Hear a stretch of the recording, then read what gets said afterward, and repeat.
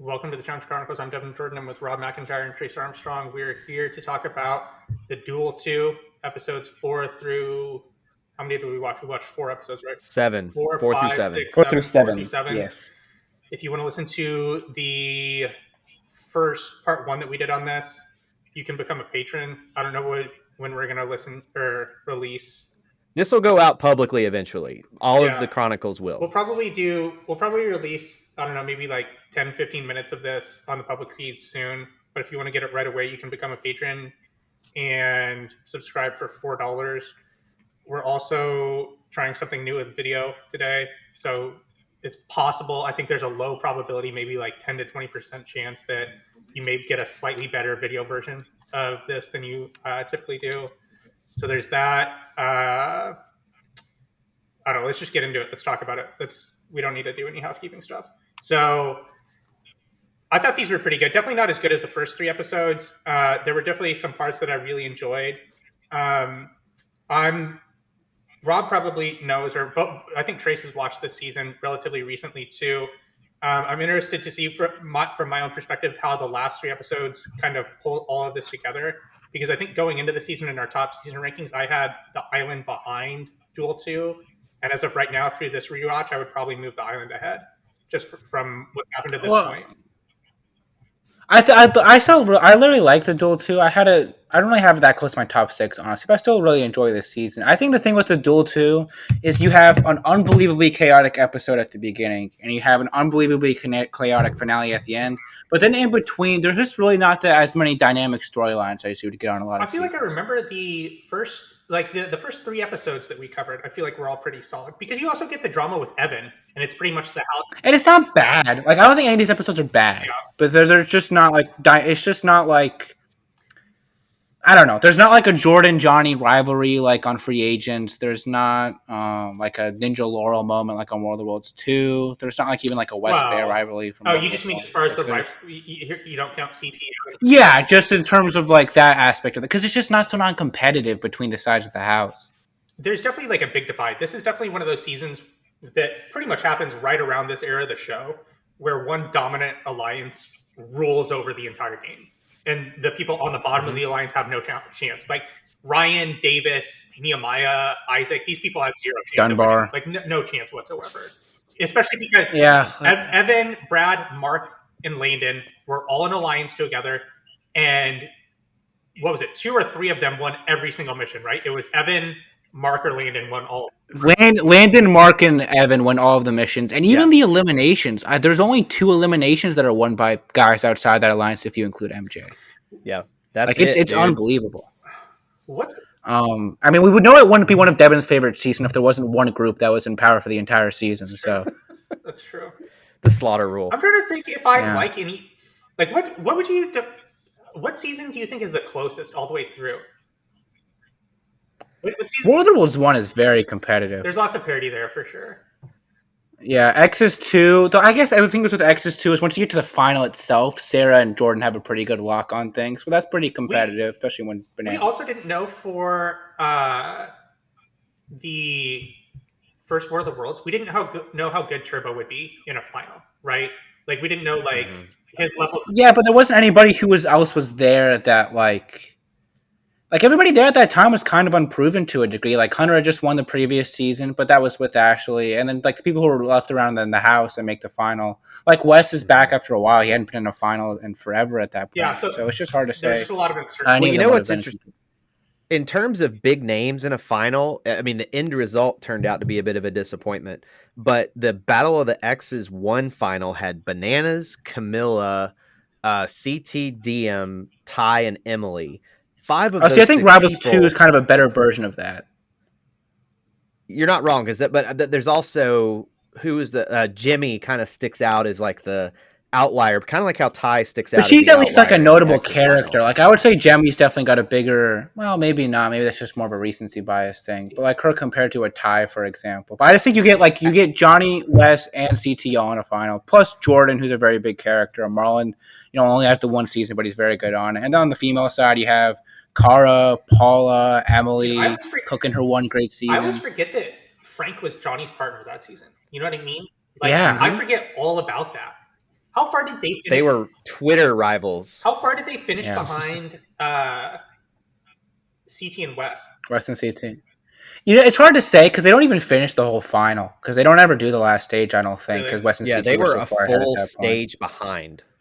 It definitely didn't seem very close. Like there's only one stage. So they're at the fourth stage at the same time, but that was a super super long stage where they had to carry back the what are they called? Like gurneys, Bodies, basically back the and forth. gurney body things. And Yeah. like you're the thing is with those things, you're never going to get a reliable source on a lot of that. Well, Actually, unless if there's like the other side talking They about did it. come out and say that the show showed a different amount of like gurneys that they moved. They showed a different amount than they actually Yeah. did. They showed a smaller amount, and that was one of the things. I can't remember who talked about it. They just like didn't get why. It was West. I know what you're alluding Yeah, to. it's like yeah. why would they show like a smaller amount? Than you actually- Well, if they say the real amount, then it seems like it's a lot farther apart. Whereas if they say it's half, then it seems like it's a lot closer. Like Johnny and Frank are actually pretty close to catching for up the at that end, point. well, I feel like from the perspective of the people that do the show, like we don't know like how much time it's going to take to do it because either way it was still a lot, wasn't it? From what I remember, It seemed like it was long pretty time. close to a lock. CT's really good in that final too. Like he's like Wes is definitely does what he's supposed to do, but CT's like a killer. So what are the other seasons where it's closest all the way through? What was the War of the Worlds one? Duel's pretty. I would say Duel 1's pretty close. Honestly, this last season, Double Agents was pretty close in terms of like we didn't know who was going to win going into that final. Were we like confident in anybody? For this last season, no. As far as like physical, I mean, I was, but that was for a different no, reason. I know. Independent of that, just talking about the people in the final, would you have been? And like Leroy and Case were the one who won all these missions. Like they won 5 missions. So the Double Agents, I would say, is very competitive. Yeah, if we went back to it, I'm sure we could come up with a pretty good list. But there is definitely like the challenge is certainly not immune to seasons where one side just swamps the I think other. we've talked about this before. The most competitive team season is probably Gauntlet 2, correct? Or is it Inferno 3? So yeah, there's more like Inferno 2 is close. Inferno 3 is close. Gauntlet 2 is close. Cutthroat's pretty close. Well, actually, Cutthroat Great Team kind of rolls to the missions and they just die out in the final. Don't the badasses in Inferno 2 kind of pull away to some extent? They win a lot of They the win a little eliminations bit that more of season. the eliminations. Yeah, they win eliminations. Landon's the only person on the good guys team to ever win an elimination that season. But then it came to the final, having the small team was the silver bullet to winning that. Yeah. We've seen that, which makes it even. You wonder what would have happened if Coral wouldn't have gotten bit by a spider in the first gauntlet, right? Because that was another situation where They probably win. yeah, where like They probably would have won. They were way ahead when that happened. Yeah. it was a really small team versus a really big team. They were far ahead when that happened. Yeah, They were a decent amount ahead when it happened. And then her sitting there, the other team passed them like, oh, well. yeah. I mean, so I don't know. Inferno. That's one of the crazier things. Like, I feel like we almost didn't cover that enough when we talked about it. Like, getting just bit by a spider out of nowhere, and it's a spider bite that's like poisonous enough to. Yeah. Well, she's allergic. To The other thing too is like they're just in Colorado. You'd think, oh, they're in like some exotic location where Scott Coral gets bit by this mysterious spider. they're in his backyard. Yeah. Telluride. Telluride's cool. Have either of you been? Yeah. So to kind of tie this back to the Duel 2, though, looking back at this in hindsight, Evan like kind of ran the table this season with as many dailies as he won, as many eliminations. He had to win 2. No, Evan. Because Evan wins. Roll through the missions, man. How many Landon wins? Like he wins almost. Landon wins 1, 2, 3, 4. He wins all the missions but 4. And Evan wins 2. How many does he win? No, he wins 4 total. Landon only wins 4 total? I thought it was more. No. Landon wins 4 total. I guess there aren't that many missions. No, 5. This season, I'm sorry, I miscounted. 1, 2, 3, 4. He wins 5. Evan wins 1. And then Mark wins. No, Evan wins 2 because Evan wins the spelling bee and the first one. Yeah. Because there's 9 total. Trace. Evan wins 2. Yeah. Oh, that's right. Episode 9. Evan won again. You're right. Never mind. The way this chart is set up is not exactly easy to see. And Landon wins 5. Yeah, it's confusing. If anyone's looking at the chart on Wikipedia, it's because they mix the colors around a little bit. It was like, wait a minute, he's not that color. Mark and Evan are the same color. Yeah, the jersey distribution is one thing I always wonder. How much thought goes into that? Little. Like there are some seasons where like 6 teams are the same color. It's like this is just something another thing that proves I need to be involved in production in some fashion because that would not be happening on my watch. Very good at color coding. They definitely move away from that. I feel like they get to the point where, yeah, they definitely do, where one team is the same color. I don't like how. Why was this so difficult this season? Did they just only have so many colors?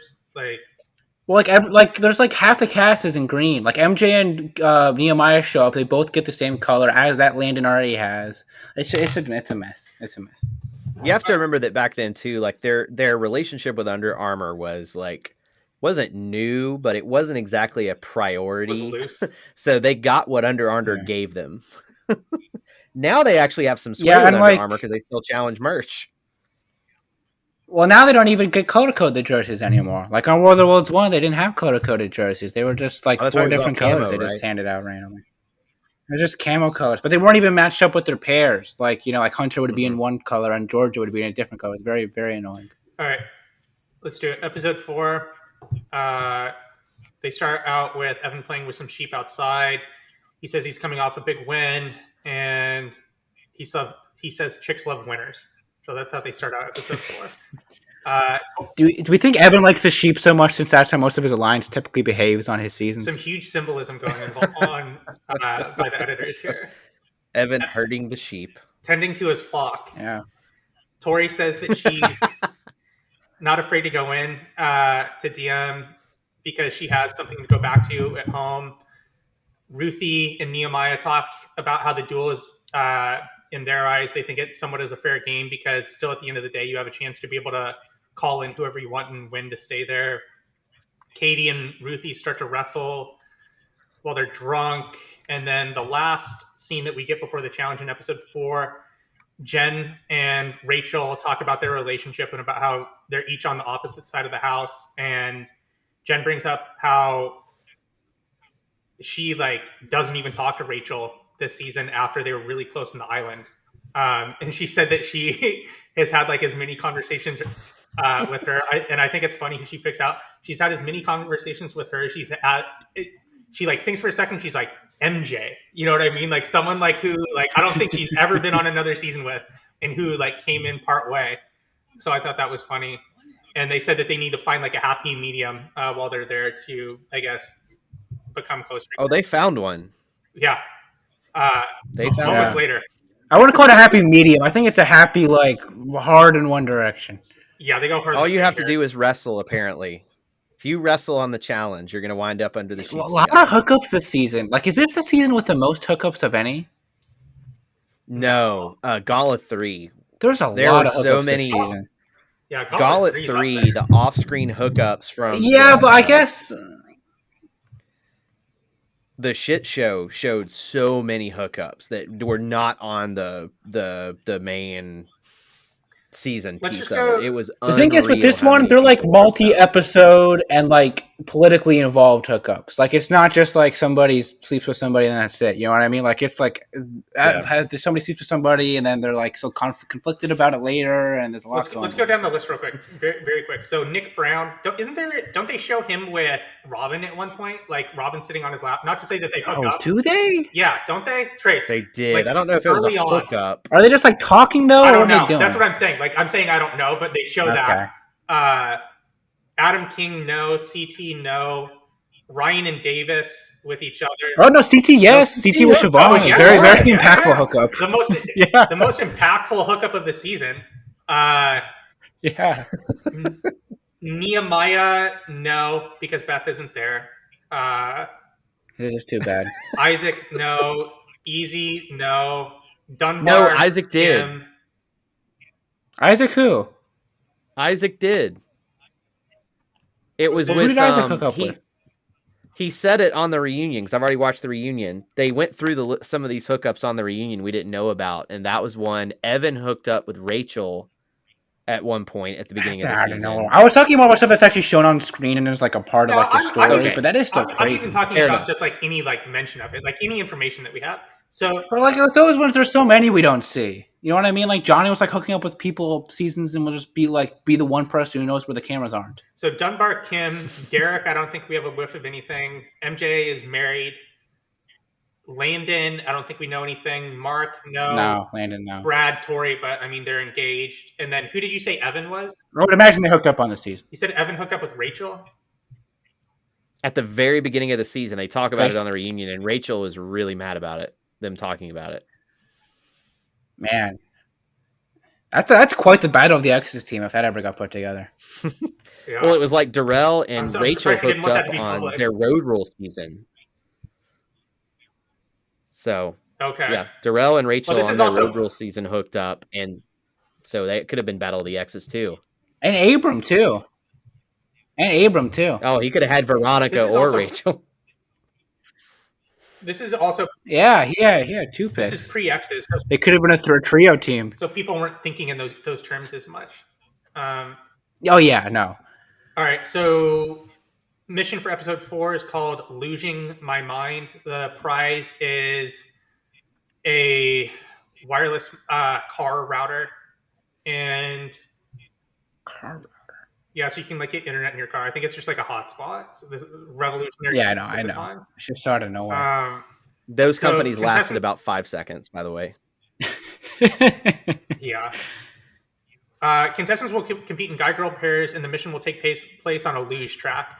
On the sound of the horn, the guys will run up the side of a mountain on the luge track. Once they get to the top of the track, they will run down the other luge track, and once they get to the bottom, they won't run down. They will get in a luge where they actually ride down the luge track in a luge, and they're pretty much these mini cars which you can kind of, I don't know, steer, and they have brakes, but they're pretty basic. Once they get to the bottom of the track, they will tag their teammate in, and the women will go through the same process. So it's pretty much just a relay race. Once both teams have completed this process, they will solve a puzzle at the bottom of the track. And TJ makes a point to emphasize that this is the great equalizer, the puzzle. The first team that finishes the puzzle wins, and they will be doing the whole mission while wearing a giant bobblehead. So it's pretty much just kind of this like giant lampshade that they put on top of their head that moves back and forth and makes it slightly more difficult for them to win. This is a fun one, right? This follows pretty much all the principles of kind of what we think of for like, or the main principle, one of the main principles that we've come up lately, and just having everyone go at once, pretty much. This is fast, Everyone's going at once. Very wacky mission. Yeah. Very wacky. Right? How is this not This is called the very Wacky much- Races? Now that I think about it, this should definitely be called the Wacky Races. It's a good one. I like that. I love that cartoon. Yeah. No, it's exactly right. It's quick. Everybody kind of goes at once, but it's easy to follow. And then on top of that, it's completely and utterly ridiculous. And you could see them doing this exact mission on like Inferno 2. Yeah. So, We can just talk about this generally too. So Landon pretty much dominates this one for the men. I think he finishes slightly ahead of Evan when they get to the top. And then that's a summary. Landon finishes ahead of Evan, and then DM, who is partnered with Evan, passes Brittany, who is partnered with Landon. And so DM and Evan get a slight head start on the puzzle over Landon and Brittany, and then Landon and Brittany win in the puzzle, which is no surprise because where does Landon rank in all-time greatest puzzle people? it's hard to say because, like so much of that's just based on how much, sample size we have on it. He's very good, though. And you don't even think about that as much, I think, because he's so good at everything else, too. But he's money with puzzles. He's just good at everything. So, Yeah, if you remember the He's Fresh just good Meat at 2 everything. season, Fresh Meat 2 season, he's all over the puzzles because Carly was not helpful on No, any she's of not them, helping. and he solved every puzzle on that season. So one year for Halloween when I was, I'm like 10 or 11 or whatever, I wanted to be a box for Halloween. So we just like a big cardboard box. I was going to walk around as a box. So what we did is we got a shirt and hooked it onto the inside of the box, and I wore the shirt, and then the box would kind of just dangle around me, whatever. I got so sick and nauseous from being inside this box, just because I don't think you appreciate having something dangle around like that, and like how just like out of it you Did you have get from that. eyeballs? So I bet you these people were dying. Did you have something to look through? Well, no, I was like we cut out like a hole. Like I kind of forget, but yeah, we cut out like a little hole for me to look through, so I could see. This is some like really creative stuff going on for your Halloween costume, Rob. Yeah, see, I was never a very traditionalist when it comes to Halloween. I was always out there with my Halloween. I was a box one year. I was a peanut butter and jelly sandwich another year. They're all homemade costumes. See, I'm making all of these. I was Did a you do the caution Charlie sign Brown another ghost sheet? year. Dude, No, see, that's what I'm saying. If it could come up in if I'm wearing a Halloween costume, nobody else is having that Rob. Halloween costume. Nobody's even having something close. I am being my number one objective is to be something that is not going to be seen. Mosley would be appalled with you, Rob. Like if you like Appalled? yeah, he'd be disgusted with like the lack of creativity going on here. If he Oh, come lack of creativity, please. A lot of creativity. when you try and interview to be a member of production and you have to sit in front of Mosley and he asks you what your Halloween costume was when you were in the 4th grade, he's going to be like, next. Whistle. Wow, whistle please. him There's right so much out. more creativity with that than just, I know, I'm joking. like I'm being joking. a jack-o'-lantern or whatever people are these days. If I ever see Mosley, we'll have a costume off. How about that? We'll get a theme and then we'll have to throw a costume on. We'll see how it goes. I would probably venture I to would guess lose that this because I hate Halloween. No, you just have to be a judge. You don't have to participate. I would venture to guess that Mosley has never lost a costume off. Well, he hasn't gone up against me, so we'll see how it goes.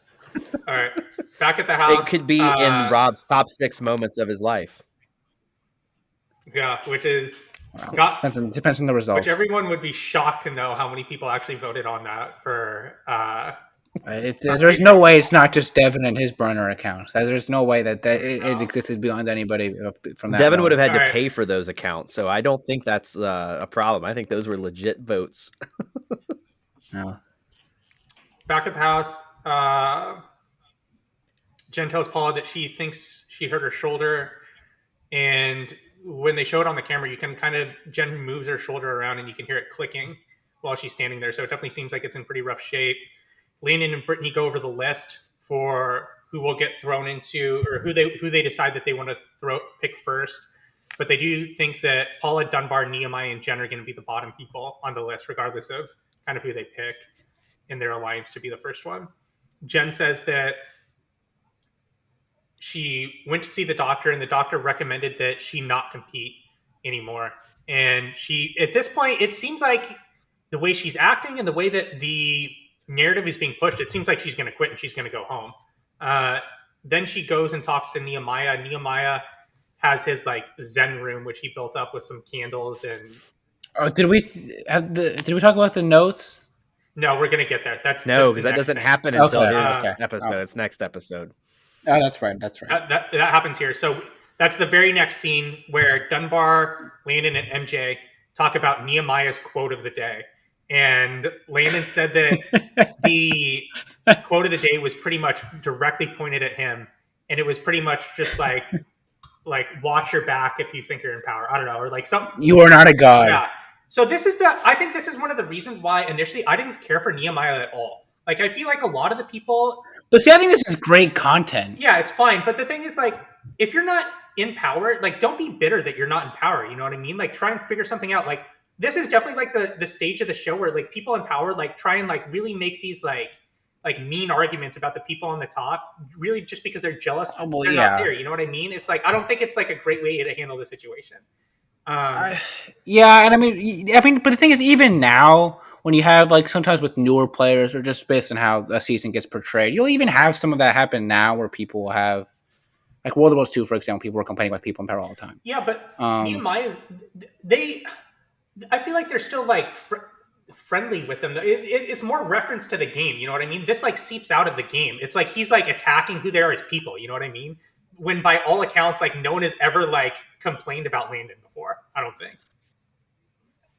He's had some other incidents from his real world season, but yeah, at this point, he seems like everybody's got pretty good reviews on Landon. But I just think, I just enjoy it because I just think it's just hilarious to see the everybody's realizing that Nehemiah's quotes of the day are just targeting certain individuals in the house. I just think is great from the beginning, but I don't know, man. It's just one of those things where I just think that's what you expect from everybody at this time. Yeah, I mean, that happens in each of these seasons. It's any situation. There's nobody who's the people in power are just trying to win a significant amount of money and they're going to play a game that lets them do that. Everybody's always their integrity has been chastised and whatever. So this is what it is. I'm sorry. I go back. It's the Kenny Santucci explanation of the challenge. It's a business trip for them. They're there to win money. They are not there to, be. It's show business, not show friendness, basically. Because you even think at this time, everybody's like still attempting for the most part to play a game optimally, right? You know what I mean? Like everybody's still trying I to don't know. like. I mean, maybe not, but like, you see a lot of it happens with the Brad and Tori discussions this season. But people are still attempting to put their best foot forward in terms of winning. I feel like we So went through the seasons at one point and kind of went down the list and talked about when there was like a big shift in the way that the game was played and about where it became less of a vacation and more of a show, right? Because when do you think that happened? Like, when do you think like the big? We talked I about think this. it's really It like was- Fresh Meat the Duel. Yeah, the Duel is about where it really kicked in. Fresh Meat, there was a lot of people there still treating it as a big party. When they got to the Duel, it was like, I think okay. And then by Inferno 3, it was definitely a show. Fresh Meat is definitely when the shift happens because that's when Derek turned. The DM one, Yeah, Derek turns on DM and Darrell. Derek turning And that would never on Theo, not on Darrell. Theo, excuse me. Well, and by proxy, Darrell to some extent because they were all Sure, yeah, that's true. and that would have never happened on prior seasons. Like that would have just like not occurred whatsoever. But there still are like the both of you mentioned aspects of that season where it is still a vacation, and I feel like we've heard stories come out about that season about how it was a vacation too. Definitely, yeah. I think it's just a case by case Derek basis and Darrell situation. and- With this season, though, I mean, Landon talks about he just wants like the weakest to go in. Like he's not really trying to target. Like, let's be real. Like if people were really trying to win with like their first priority, this top alliance, like they probably should be taking some shots at each other really at some point here. Yeah. But yeah, they still definitely seem to have winning as their foremost priority and not some integrity, whatever. I mean, I actually push back on you, Rob. To me, if you want to win, why not align yourselves with the three other strongest players on your side? And then at some point, one of you has to leave. So you're going to wind up picking off who you think is your biggest threat. And they all agreed Landon was their biggest threat. So to me, Well, you also got the pen. they did do the right thing. Yeah. I mean, that's definitely the strategy that's adopted in the seasons kind of in this area is the strong people. It's the Evan Kenny strategy. Yeah, the strong people align with each other, and by doing that, someone within your group will most likely be in power, and that will help carry you to the end of the game. Like that's pretty much. And it also helps when you have some agreements on the side about Exactly. how the money will be You distributed. know what I mean? Like it really works out for them because they're all splitting the money. It's just a lock at that point, right? Like it's just not even. Like- I mean, you just need something like Gauntlet 3 to happen in order for it to really switch. Because when you like put that into context, there really isn't any reason why you wouldn't want to do that. It's pretty much so lock for you to have money. You know, it really is the safe bet. Yeah. Do we want to like? I mean, I think that's going to be a pretty important factor of these next few episodes. We want to just fully clear up that situation now. Go ahead, totally. I think that's a good idea. So this season, I would say, has probably the clearest reporting outside of the Battle of the X's with Mark and Johnny about the cast members at the top splitting the money. Between Evan, Mark, and Brad, for sure, we know. Trace, you're probably well aware of this too, right? Yeah, the top four all agreed to split the money and let Evan win. So the top four, Landon included? Yeah. Okay, I didn't know if he was included or not. But we know Landon also said that on his Challenge Mania interview that they were all in on it. Because he was the one that brought up the Canadian taxes, right? yes, that's why they wanted Evan to win, because Evan could collect the money in Canada. What was Yes. So what was the net amount that they won? So did first place only win money this season? The top two won, right? No, the top three all won. So you just throw everything in the big pot. You throw everything in the big pot. Throw it all in the big pot. You might as well have the biggest pot be the one that's going to get taxed the least, so right? What was the total prize package for the men this season? For money. It was like $100K for first place, 50 for or 35 for second, and I think it's 135 for second and then 15 for third. Yeah. For both on each the sex, men and the women. So on each the men and the women. So 150 in total for the men? Yeah, and we'll get to it soon, but I think that's something that's a pretty important factor in the Brad and Tori discussions that the show obviously isn't going to bring up directly. Yeah, that's very true. Yeah, so they're each walking away with close to $40,000. That's not bad. Yeah. All right. For back then, when they only filmed the show in a month, that's a really good month. Yeah, it doesn't suck. Yeah. Unless you owned Ethereum today, then you had a really good day too. So Yeah. What's the Canadian equivalent of Uncle Sam? Is there one? I don't know. The but maple leaf. I should have texted Pat this earlier. Uncle Sam was a robber. The Mountie. Oh, I was just gonna say who comes and collects the money like we say Uncle Sam does. I wonder if they have anyone. No, the Canadians are so polite they just give it away. They don't need Uncle Sam. Oh, I see. Yeah, they don't. So nobody comes and collects it. It's just thrown in a Mountie. They just surrendered of their free will, eh? You should text him and ask him who the equivalent of Uncle Sam is. I'll text him right now. I'll text him right now. Well, it's 10:40 his time. He's got 2 little kids. So he's definitely up. Is that what you're saying? Yeah, he's He's that's 100% awake right now. That's the yeah. Pat, what true. is the Canadian equivalent of Uncle Sam? All right, so we get to the selection. Landon and Brittany choose Rachel.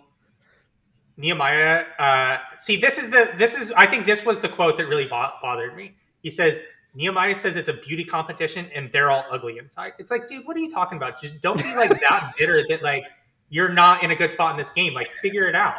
Do something else. I know it's just what everybody does though, and I just think he does it in a way that's honestly more like entertaining than other people at least. Yeah, like I'll definitely say it's like entertaining and it brings something to the show. Like that's definitely like one of like the positive aspects to this. But like I just like I don't appreciate that from like. Look, I completely get it. I completely get where you're coming from because I'm the exact same way. Where like when people are complaining about people playing a game optimally, like everything involved in this is. Like, I just don't buy it. But I just think it's what everybody does. Or not everybody, but the vast majority of the cast does. Definitely at this time, for sure. Like, most of the people. But at this time, but even now, people complain. But they complain, but they still, like, don't attack who the person is, right? So, like, who was on the... I don't know, man. Sometimes they do. Sometimes they do. Yeah, for sure. But I feel like it happens less. I guess that's my point. So, like, who is it? I mean, with like, on War of the Worlds 2, Josh is complaining every single episode. He has 6 minutes of screen time every episode where he's complaining. War of the Worlds 2 gets pretty vicious, though. I like, think about the last 2 seasons, though. Do you feel like that's happened the last 2 seasons? No, but with the last 2 seasons, the format's been so different with the skulls. Yeah. Like, there haven't been that many people that would even really have the opportunity. It'll be interesting to see if it comes back this next season when the skulls are... The skulls? I hope not. Oh, please. No skulls, please. The challenge gods answer. What do you think Mosley thinks? Unless it's a team season. If it is a full-on actual team season... I'm all in on the skulls. What do you think? It just gets so complicated at that point. What do you think Mosley... I know, that's why it would be interesting. What do you think Mosley thinks of the skulls? Do you think he's pro or anti-skulls? That's a good question. I don't know. He's definitely anti-skulls. Mosley hates skulls. You think Mosley hates skulls? I would hope Mosley hates skulls. That's the correct decision. All right. Mosley has no opinion. Why? I feel like Mosley, I think the thing is with Mosley, I think he could get really into the skulls. Like he'll walk in and be wearing just a massive skull. He could be dressed like the Punisher every week. Yeah, exactly. He could have a different skull themed outfit for each elimination. Like he could get really into that. As the skeleton one week. Yeah, no, I think he'd be all skull actually. Yeah, I think he just likes the costume opportunity it provides. Dress up as a Guar band member, just yeah. See, that's the differentiation between me and Mosley. Mosley needs motivation for his costumes. Mine just come right out of my own mind. Nehemiah, Renaissance man, Rob McIntyre. Nehemiah and Jen are picked last, or they're the last remaining. They don't get picked. Nehemiah swings for the fences here, and he decides to pick Evan. So this is Evan's second straight elimination cycle in a row that he's called in by the last person left for the men. And Evan has a good moment here.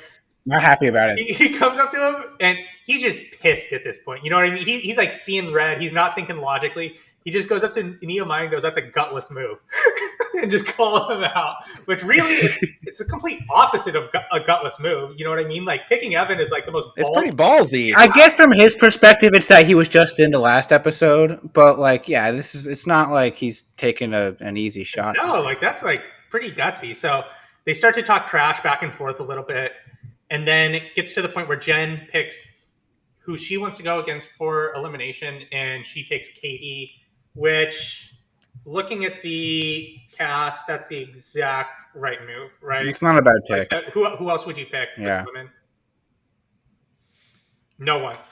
I mean, I feel like Trace and I are a bit more home run hitters than you, Devin. You really like your singles and your doubles when you're looking at elimination opponents.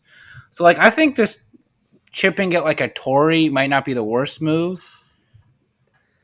I would have probably gone Katie or Tori if you want to win. Like if you're trying to stay. No offense to Tori, what has she done on this show that has ever been impressive other than complain? I think she's not bad though. I think she's like a. She's Oh, not I'd have to really think about it. horrible. She's won but two out of 3 seasons. Then both those wins are kind of weird wins. She But has the moment from Gauntlet 3, which was pretty impressive in the mud rugby thing, where it comes down to she has to oh yeah, she has to win for her team against one of the women to force a tie, and then CT Yep. and is it CT and Evan go against each other, or who goes? Or no, it's CT and no, it's Derek? CT and Derek. Derek. Yeah. I think Derek McRae. Yeah, CT and Derek was their when team captain. And CT just Yeah, works him woohoo. into the ground. I mean, she's good in the cutthroat final. Like, I don't think she's bad. I just think like she's in the top group, and you could somewhat perceive her being a threat. Like, I think that's not a bad. Or Brittany, honestly. Like, I think Brittany's a great athlete, but I just have much more of the perspective that like, look, I want to. I'm in such a losing situation. Like, I think it's just so much easier to luck into an elimination win than it is to just play this string out and end up going out 6. Well, I think the bigger strategy here, because Jen's not on the bottom, but she's not at the tippy top either. So she's playing the middle, which was always Jen's game. She never made. But like bold you're saying, moves. she's playing the middle. She's at She the bottom played now. straight down the middle. Well, not yet. She's not. She will be in a couple episodes. Right now, she's right. But I'm saying, but she's at the bottom, like of the list. She's at the bottom. How did she? Let's talk about this. Fair How enough. did she get to? But that was because here? of her injury more than anything. You think so? I don't know. I think that the way the alliances play out this season, Jen and Paula really end up just getting left out in the cold. Let's talk about that. So how does Jen end up at the bottom of the list here in episode 4 and then makes it to episode 8 where she's finally eliminated? Like, what happened there? Like, how did she... I don't know. I think that they just don't care towards the bottom of the list, and Paula gets saved a little bit earlier a few times because people feel bad for her. So, like, she gets kind of brought up the list a little bit. Like, I think she's pretty much at the dead bottom at this point. I don't think it really changes that much. I just think it's people don't care really about the bottom. Who does Jen get partnered with for her... MJ. Easy for most of it. After Easy goes home, who's her partner? MJ? It's MJ. She doesn't have one at that point, right? Because after that one, it's the pooling mission. You're right. And then she's gone. MJ was with Anissa. I'm sorry. Yeah. Because so I guess it was Big Easy. Like I thought he was. What with do you Katie put the most odds? Of the time. Like if she's like, I mean, she's good in this elimination she's in now. Like if you put her up against Katie. Yeah, like I just think if you put her up against Brittany or if you put her up against Tori, I don't think she's at that big of a disadvantage. And I think you have a chance to actually like shake something up. I don't think she's winning. Yeah. Well, see, that's the thing. And let's go back to the point I was trying to make. Sorry. So Jen always played the middle. She never made bold moves one way or the other. If you're on the actual bottom of the alliance tree, which this I think was a fluke more than it was anything. If you're on the bottom of the alliance tree, kind of like Nehemiah was, you have to swing for a big dog because you're going home anyway at some point if you don't. So you might as well take your shot because if you can mess up that alliance, you can start to shift the balance of power in the right direction. But it just didn't work out for him. Because the thing is, too, if you take out Brittany, let's say Landon now doesn't have a partner. We don't know who he's going to partner with. You would assume it's just, like, who would he partner with at that point? Let's look. Depends on... The thing is, though, that like this is definitely hindsight, but Brittany wins this exact elimination against Diem in the last mission or the last elimination before the final. No, I know. So who? Let's go with the question you just asked, though. Like, who does Landon pick as a partner? Landon's not political, so it's really whoever's left over at that point. Which is Jen. Like, I guess it would have been Jen. Or do you think like, that's a pretty good move at that point? If you give me Landon's partner, like I'm rolling that dice. Or does he go with Kim? He takes Kim. Ruthie. Ruthie was really attached. Well, she was with Nehemiah because they've known each other for a while. Ruthie and Landon. Yeah, but it seems like the top of the alliance really doesn't want much to do with Ruthie. She's a wild card because she won't vote the way people want her to. I think the more I think about it, I think you swing for the fences and try to take out Brittany. I think if you take her out, Lena frees up as a partner. You don't know what's going to happen there, and also like at the very least, at that point, you put a chink in the armor of the group that's going to suffocate you at some point. Like to get Devin, like what's your overarching plan here? My overarching plan is that if I win, I at least have a chance for someone at the bottom of the top alliance to like see the light of day. That they're at the bottom of the alliance and they're not going to make the final the way that it currently stands, right? And that so that there's more people outside of the final right now than currently exist. And people have said it explicitly on this that they have to get Landon out, right? People like say in these episodes that we're going to cover that they have to get Landon out of the final because he's going to win the final. So people are aware of this. Like I think I think what you're talking about makes more sense in a couple episodes. The people that we're talking about, that we've talked about this to this point, have no fucking chance of beating Brittany or Tori in an elimination. They just don't have a fucking chance. Like I don't think Jen has no chance to beat Brittany or Tori. I don't think that's a discussion. Katie Doyle has a prayer to beat some of these people. I just think there's like with these eliminations, like look at what like when Kimberly beats Ruthie. Ruthie is overpowering her completely, but sometimes you just luck into it. What elimination is Nehemiah beating Evan in this season? I mean, Evan kind of cheats in this elimination, to be real. Like he does. He's like standing up in this elevator. Then he sits right back down. He was way behind though. That was the thing. He caught up doing it the right way. Yeah. No, but to say he cheats or doesn't cheat, I don't know. But he not say he cheats in this. Like he's like he's pushing the limits of the rules at the very least. He's up for like Evan 2 seconds and then like gets right back. If anything, it cost him time. It doesn't help him. Mm-hmm. Okay, well, regardless, let's get there. Let's just get to the elimination real quick because we're like two scenes away. All right, so Jen chooses Katie to go in. Nehemiah picks elevator for the duel game. Jen gets pushover. After the selection, Easy helps Katie train for pushover, kind of having Katie run into him. Jen and Rachel talk. Jen says that she wants to stay, and Rachel says that she has a weakness for Jen. Rachel kind of just goes into the room while Jen is kind of packing her bags and getting ready, and just lets her know that she's here for her. Evan and Paula talk, and Evan. This is kind of where Evan just like is just even fuming and even more, just sitting outside. He's just like, I can't believe I'm fucking doing this again. Like I was just in. Like what is wrong with these people? And he says that he didn't expect to go in, and he says that Nehemiah is an idiot coward. And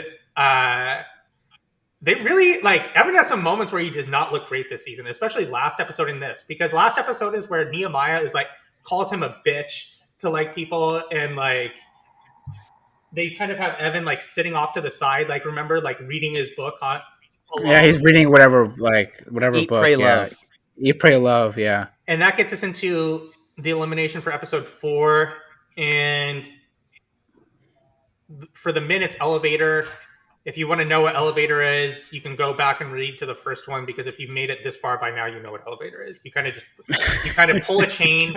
Thank God, Evan. Thank you. You pull a chain, and the person in the opposite that you're going against, that pulls up this box that they're in, and your goal is to raise the person that you're going against in their box as high as you can. All right, but TJ does make the point to emphasize here that weight is not a factor. So it's pretty much just how fast you can pull this chain. This one, and when MJ goes against Dunbar in one of the last episodes that we're going to cover today, are pretty close. Like because they do give you a good angle of where the finish is in relation to where you need to get. And both look like they're very competitive. Mm-hmm. Yeah, there's no editing chicanery with this one. No, and it looked like Nehemiah had it in the bag until he slowed down about 3/4 of the way through the elimination.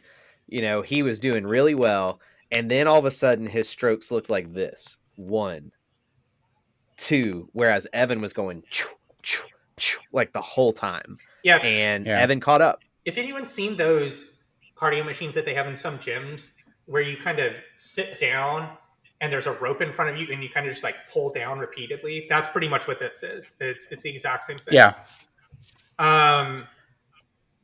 So Evan at one point does, because I guess they make a point to say that you do have to sit down while you do this. And Evan tries to, I don't know, like get on his knees. How much does that really... How much does that really help you? I'm trying to like think through it right I don't know. I'm not a leverage expert, so I'd have to think about it. I think it probably helps a little bit, but not a lot, right? Yeah, but TJ then tells him Honest, he needs to sit down, and then he sits down again real quick, and that's kind of what does make it look like Nehemiah is going to win. Is Evan looks really flustered here. yeah. Yeah. And that was my point. I think he got up on his knees and stuff because he borderline started panicking. Yeah. Like, oh, this is tough. Like, I can't quite get this. So he's trying to adjust, and he's on his knees, and then finally he just has to settle in and deal with the discomfort of the whole situation. So Evan wins. Nehemiah goes home. I don't have it written down, but I'm sure he makes some snide remark on his way out as well about how everyone else is ugly. Yeah. It's funny because I think the two of them probably, like, to this day, they probably dislike each other as much as like any people on the show, right? They have to be. Yeah. Oh, I mean, especially after Evan completely dicks him over in Rivals. And it's funny because in this season, so as we record this, we're watching Challenge All Stars the first season, and Nehemiah is great in this season. I think he's fantastic. What's funny too is one of the first quotes he has is telling Laterian, "Look, you have to be political to like win this game. Like you have to know." It's like compared to this season where that just does not seem like a priority for him. He really needed to go to the West School of Business, and then he came back out with a few lessons learned. All right. So Evan wins, and we get pushover for Katie and Jen, and it's pretty much just like you get two pads, and you have to push the other one off this platform, and the first person that can push their opponent off twice wins. If you want more details, it's in part 1 of this podcast. Jen wins the first round, Katie wins the second. Comes down to the last round, and Jen seems like she wins pretty easy. I don't remember, but did she just like kind of lose her balance in the second round, and that's why she loses the second one? Yeah, she just slips a little bit, and that's kind of what I was trying to get at. Or there's just some of these eliminations where just weird stuff can happen, and an upset can occur. I just think it's so much easier for an upset to happen that way than for the political balance to be upset, which just never happens. What's the biggest upset that we've seen in an elimination like that in this era, like to this point? Like, what's the biggest upset? Frank MJ, with hindsight, doesn't seem like an upset, but going into it, I mean, that was probably a pretty big upset. I don't know. Frank's I think the biggest upset ever is Katie versus what's his name on the first Inferno. No, it can't be that. No Inferno elimination can count in any upset. I mean, Katie won 2 eliminations that season. The one with the itching powder where she was smoking a cigarette on the treadmill. And if then you can she smoke won a cigarette during an elimination and win, like, I'm sorry, it's no longer being considered in any. Asked, what is the biggest upset that we've covered to this point? I think you got to go Katie on the Inferno, man. Any Inferno elimination, it's like a 60-40 proposition at the most. Like, it's not anything. That one actually requires some skill too. They had to like go under and hold their breath, right? Wasn't that it? Oh my god! She had to like they laid in the little aquarium looking thing. Who is like? What's the David Burns? Has there been anyone who consistently shows least? No, there's anybody who consistently shows less effort in challenge-related events than David Burns. No, there's like nobody. Hold on, like hold on. On paper, you have never seen Inferno 1, and Katie is portrayed as the spaz who they don't want on their team. He might be disinterested, but he's still a dude, and this is the era of the challenge where the dudes are dudes, man. On paper, you would give Katie, what, a 5% chance to win that elimination? No way. We're on the Inferno. These eliminations are it's not even anything. You say that, though. These eliminations are flipping a coin. You say that, though, but what are the eliminations that happen around them? Or the big upsets that happen around them? Like, what are they? I mean, how do upsets exist is kind of what I'm trying to get at. Like, they're not a lot. They don't exist. That's why I'm saying that I don't... Because... I think this is a crazy take. Like, name some. Like, what are the big upsets? But what I'm saying, what I'm attempting to get at is like I don't like it's like the people who are going into eliminations typically. I'm not like having a big lean on who's going to win going into them at any point. Like it's like, all right, sure, that person won. That makes sense. It's these they're running itching powder and running on a treadmill.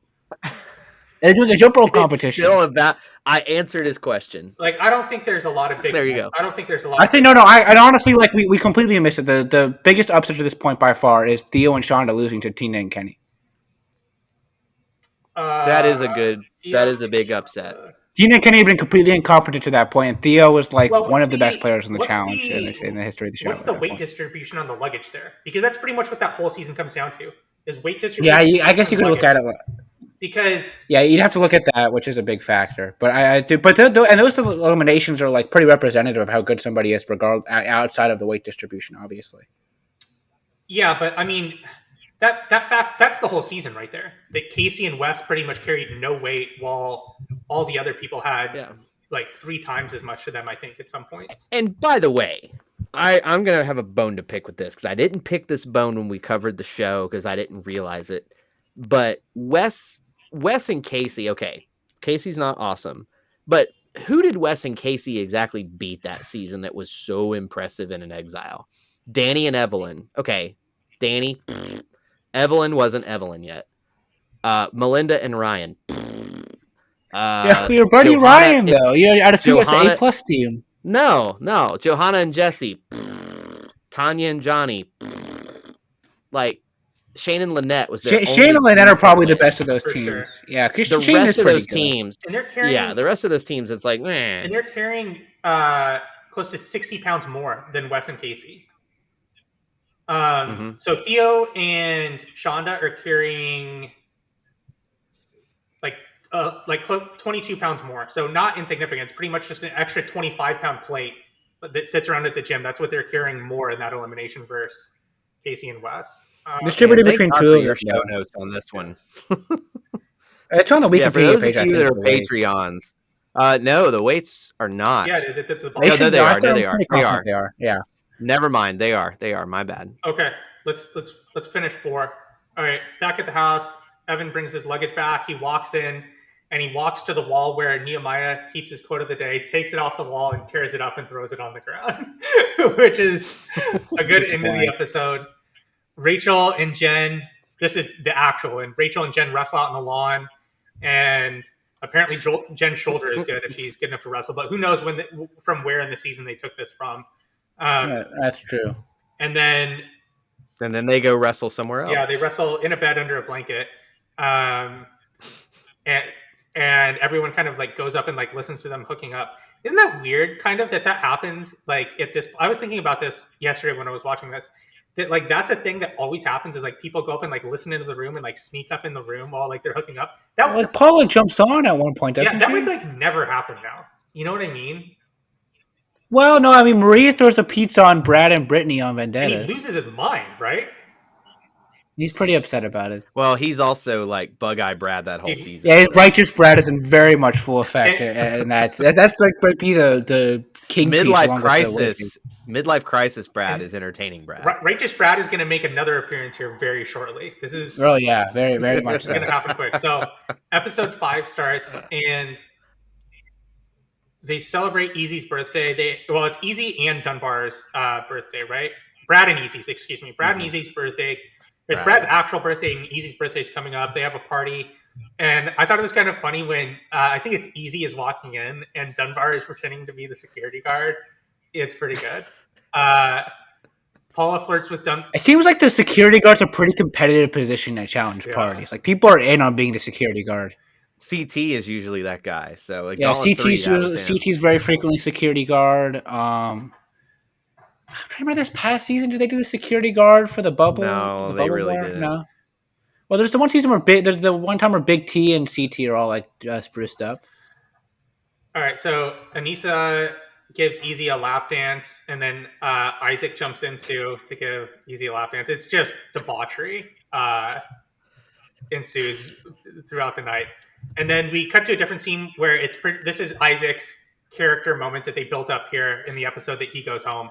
MJ tells Isaac, he kind of like, because we don't know when MJ pulls him aside here, but he pretty much pulls Isaac aside and tells him that like everyone really likes him and that he's not going to go home anytime soon. So I don't think MJ would do that like right before Isaac would go home. You know what I mean? It doesn't seem like something MJ would do. And it does seem like... Do we know, are we confident this was filmed then at this point? No, I don't know.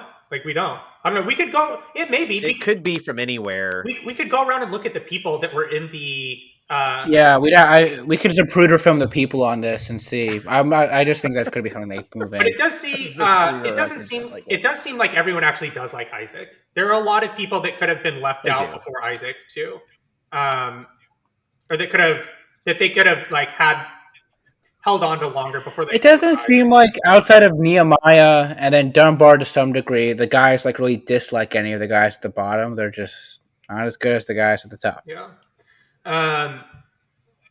So Isaac passes out. Everyone starts to draw on his face with a Sharpie, and then this is the big plot point or big pivot point for the episode.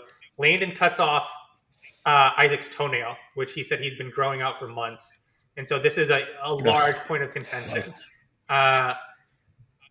DM and Ruthie sprinkle flowers on the ground and in Tori and Brad's bed to kind of like make an attempt at a romantic scene for the two of them on Brad's birthday. And is there really? Are you able to be romantic in a challenge house? I mean, aside from the CTDM kiss on the rock, like romance, like actual romance, is hard to find on the challenge. Yeah, but some of the houses are pretty big, and the seasons do get to a point where there's not that many of them left. You're on like a twin. So I think in some cases, you're on a twin fucking bed, like sharing a room with other people. Like how romantic can this get? Well, that's what I'm saying. If you're in like the free agent's house, which seemed huge, it was on the market apparently recently. I was thinking about getting a cohort of people together to buy it, but couldn't round up the troops. Yeah, I just think it's a cool house. The free agent's house looks amazing when they're there. That house is awesome. That's way off track, but yeah, that house is pretty awesome. And that's an amazing house. The basketball court. Seriously, beautiful. But they that's a pretty big house, and I mean they get down to just 6 of them. I think they're actually down to 8. What time they leave? You could have enough space. I think. Yeah, but that's one season. As opposed to... Yeah, I know. That's what I'm saying. It's very, very rare. Very rare. Think about Gauntlet 3, remember? Remember where Gauntlet... Oh, my God, yeah. Rookies? Bananas and Casey in the shower. Well, in Gauntlet... It's also such a young cast at that point. Like, if you're around people, everybody's my age, basically. Like, that's not a good scene. In Gauntlet 3... It's basically summer camp with a camera. In Gauntlet 3 for the rookies, they literally put them in, like, a pool shed and just shove a bunch of, like, bunk beds in there. That was the old pump house is what they were in. They did, we talked about it a decent amount when we were watching. They do really shelve the budget for that season. Like, they're in Mexico. They're barely leaving out of the country. Like, they're in this tiny little hut for the rookies team. And there's so many of them there. They were this close to being canceled. Yeah. Literally it was this close. You could tell the show was in flux at that moment. And, I mean, there was the whole last minute, them deciding that they wanted it to be hour-long shows as opposed to 30-minute shows too. So, Dunbar has a moment here where he said the dumbest thing that he did was give up his bed to MJ when MJ came into the house because it distanced himself from the dominant alliance, and he felt like he was just left. And I think that's actually a really good point. Like, I mean, that was pretty fucking stupid. Mm-hmm. No, I think that's you just lose way more face. I don't know why he did that. I bet you like Mark and Landon said something. I bet you those group of guys were like. I bet you Kim was in the other room and he was like, my priorities are over there. So then he left. Well, that, and I have a feeling just Landon and MJ are BFFs, and so like Landon, Mark, and Evan come to you and go, "Hey, man, would you mind bunking so MJ could bunk with us?" I mean, if the 4 top dogs come in and say, "Hey, would you please give up your bed?" You're gonna give up your bed. So, well, I thought, yeah.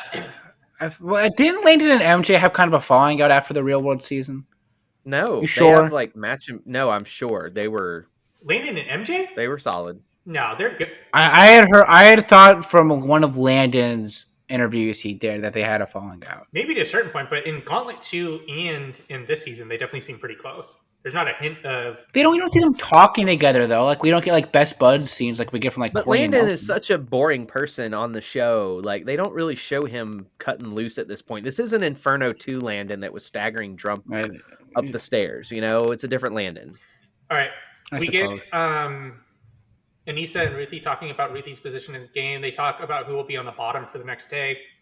Ruthie says that Anissa promised Ruthie that she would pick Isaac in the selection, which would mean Isaac would then pick Ruthie and Ruthie would be safe. We don't actually ever, I made a note on this just to be fair, we don't ever see Anissa actually promise this. So if it happened off camera, and that'll come into play after the mission. You'd think they would try to show that as much as they could, Agreed. Right? So I don't know, it either didn't happen or they just didn't get it on film. Yeah. This is also Yeah, the the era too where they had days off where the cameras were turned off. You know what I mean? They I don't do that suppose, yeah. anymore. Yeah, I mean, we've seen the Anissa Ruthie food come back with a vengeance and All Stars now, so it seems like this was definitely something that started and did not end here in New Zealand. Derek, this is the last scene before the mission. Derek tells some. Got a bug flying around here. Derek tells some story, like, I don't know what this was, like some like exaggerated, like fictional story about Landon cutting off Isaac's toenail. This is just to build up the moment where Isaac calls out Landon later on in this episode. Derek, all right. Then we get into the mission for episode 5 called "Don't Let Go." Contestants will be split into guy-girl pairs. There's a giant swing suspended above a platform over a river 360 feet high. One member of the team will be harnessed to the swing, while the other member will hold their team member while standing on the platform from falling from the platform into the canyon below. The team that can last the longest without falling wins. So you pretty much just have to stand over on this platform, hold your partner. Once you let go of your partner, the partner swings over this canyon. This wasn't bad. I didn't hate this. I don't know why. It goes against kind of our rule, but I still thought it was mildly entertaining. It's funny. It's funny. It's okay. There's a lot of heights this season, by the way. Like, I mean, every challenge season is going to have plenty of heights type missions, but there's like 5 in a row at some point. Yeah. I mean, I think it's because the reason it goes against all our rules, but it's still enjoyable, is it's funny. But on the other hand, too, it like doesn't take all that long. You know, they show like 10 It doesn't take long to seconds of show each it. scene. Yeah. You know, like it's over pretty quick. Like it goes fast. It is funny to just see how the different pairs interact, because this is like, let's be real, this is basically a partner season at a certain point. Like, these people are in pairs consistently, so it is always interesting for me, at least, to see the different dynamics between the pairs and how they approach these situations. Do you remember A River Runs Through It? Both of you have seen that? Yes. I do. Tracy's definitely seen it. You know, at the beginning when the child actor brings Tom Skerritt his like thing that he's writing, and Tom Skerritt keeps saying half as long and like hands it back to him and has him redo it. If the challenge producers came to me with their edits of the show for the mission, that would be me. I just hand it back to him and say half as long, half as long, half as long.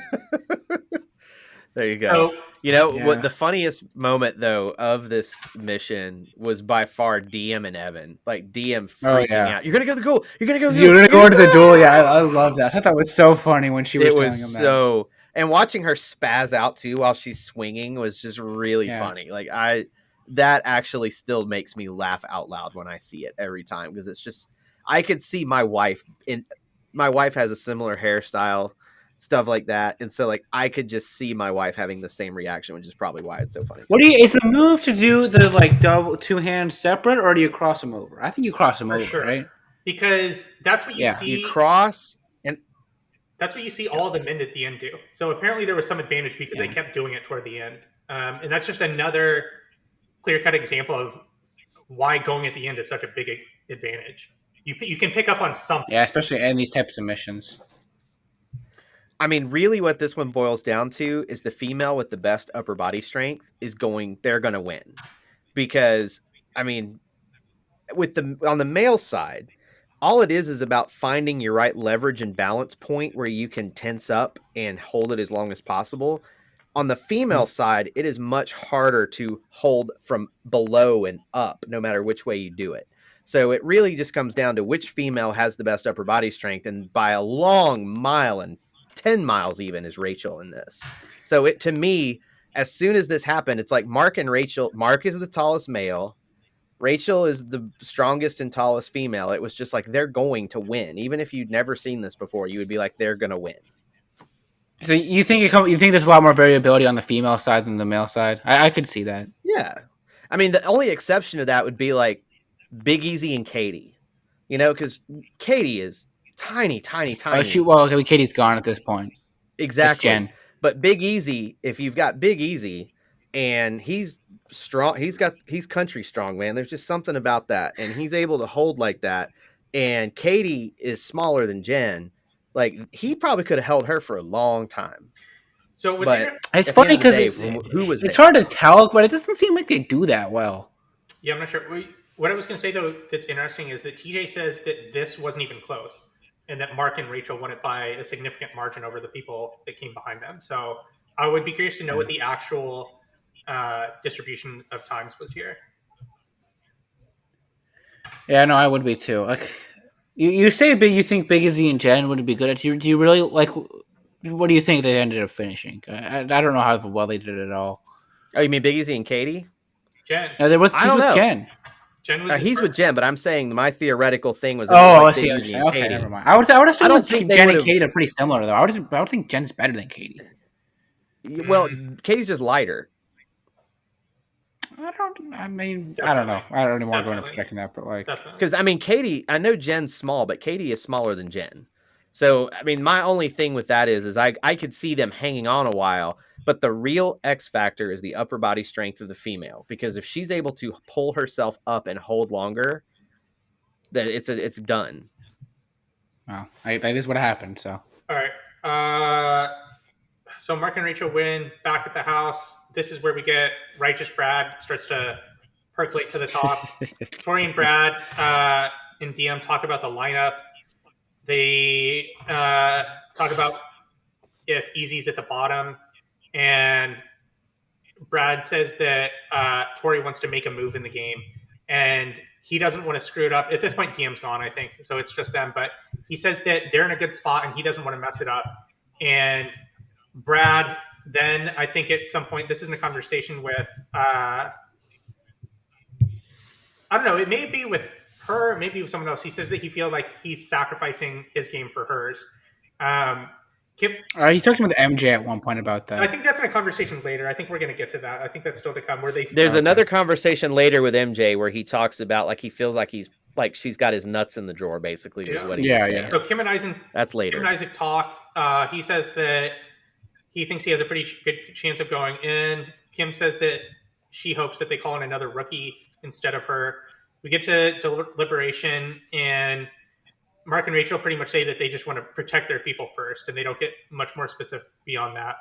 Shocker. We get into a scene where it's Rachel and Ruthie talk with each other, and Rachel. Anissa's there too, I think right? you're right. Rachel pretty much tells them their game plan, and Ruthie kind of gets a little bit confrontational here. And Ruthie says in a confessional that she knows Rachel is lying by the way that Rachel is pretty much giving her political speak. And I thought there was a very interesting confessional here by Rachel when Rachel said that she thought that Ruthie was her biggest competition there in the game. Don't you think that's interesting? To some degree, but like if you look at this female cast, Rachel's really the only one with any level of track record besides Ruthie. Like it's the two of them. Like Anissa won a few eliminations on the Duel. DM's been around a while, and then DM's been around a while, and she's been okay. But I think Ruthie just has kind of that aura from Battle of the Sexes 1 that's always stuck with her, and it hasn't always been delivered upon when she's been in the missions. And I mean, she wins the one this season. Like she still clearly has a few things she's very good at. How does she go home in Gauntlet 2? Does Anissa or Beth beat her? Beth beats her in just a reverse tug of war. She's got no shot. Yeah. Like it's just a pure weight competition. It's a weight thing. Yeah. Yeah, she's got no shot. She beats Hisela though. Remember when Hisela throws it? Do you say Hisela or do you say Yisela? I assume it's Hisela. It's Yisela, right? I feel like I hear people J's are wise. like a different like flair on that, depending on how Hispanic they are. No, on All Stars so far, that's how they've pronounced it. So I'll roll with. It's kind of like how Darrell can't say Kara. He always says Kara. He cannot say Kara, no matter how hard he tries. It always comes out Kara. Kara Maria. It's true. If we ever had the two of them in the same season, like I just wouldn't be able to do this. It'd be impossible. Because even when Kara is on a season, it's difficult for me to remember. All right. You mean Kara? Exactly. Rachel. Okay, we get done with that scene. We get a random scene where Brad, Landon, and Evan talk about the game. And then we get a lot of time in between the mission and when they actually do the selection. Yeah, this time it's right. We're going to skip over one scene here, and then we're going to talk about this heated conversation that Righteous Brad has with Tori. And I will say that Tori, for 90% of this, handles this very well, and she's being a calm, like reasonable person, right? Even though it like what she wants to do may not be the smartest move from a game perspective, she's attempting to have a respectful conversation with Brad, and Brad starts to lose his shit, and Brad says that he doesn't want to go to if they go against the people that are running the list, they're not going to protect them anymore, and so that they have to stick to the list despite what Tori wants to do. And Tori says that she doesn't want to go along with the list anymore because she doesn't feels like it's not playing the game with integrity. And then this is where Brad says, or this is where Tori says, this is where Tori kind of just like loses some control here, and she goes, "Brad, you look stupid." And then at a certain point, I think she leaves the room, right? I don't know. I don't remember. Yeah, well, so I think this conversation is edited very weirdly, and like a lot of conversations on the show are edited weirdly. It's just what happens. But this one in particular, it's very hard for me to get a grasp on what they're discussing because Tori at one point mentions that she thinks whoever's going to be left at the bottom of the list, who they don't explicitly say, is going to call her out, which is a real concern. I think that I would be worried about at that point if you have a good confirmation on that. I wonder who she wants. What's that, Devin? I wonder who she wants to go with. Like, who do you think she wants to pick here? Yeah, what's the big rebel move that they could even pull off at this point? Like, I don't know. I'm curious. I don't know what that is. And then I really think that a lot of this is just Brad talking about how he has a deal with Evan, Mark, and Landon to split the money, and she might not feel okay with that. That might be the one thing she has an integrity issue. I think that's exactly the piece of information we're missing. Yeah, I think that's a lot of what it is. And when you know that puts this entire conversation into a completely different perspective. So the one rebel move that you could do here is you could just call out Isaac, right? Which would, if she doesn't want to go against Ruthie because she thinks Ruthie's going to be at the bottom, she could call out Isaac, and then Isaac's going to pick Ruthie, and that means Ruthie's not going to go in. But yeah, it just depends where they are in the order too. Because like if they're already at the bottom of if Evan and Landy get called before they do, then at that point they're already and MJ's with their alliance, but not entirely. So I guess he would have to be picked up too. Yeah. So that would be going against it a little bit, but I really don't think it's that I don't know. I really think it's more pertaining towards the money splitting since we have such good information on that. This conversation does track a lot more with that, especially as they talk more about it. It's definitely possible. Yeah. Braden, here's a big note though. Serious note though. At the end of this conversation, if you are in a relationship with anyone, the worst passive-aggressive move you can ever do is make your point, walk out of the room, and do an exaggerated "I love you" in the voice that Tori did to Brad. Because if my wife had done that to me, my fist would have gone through a wall.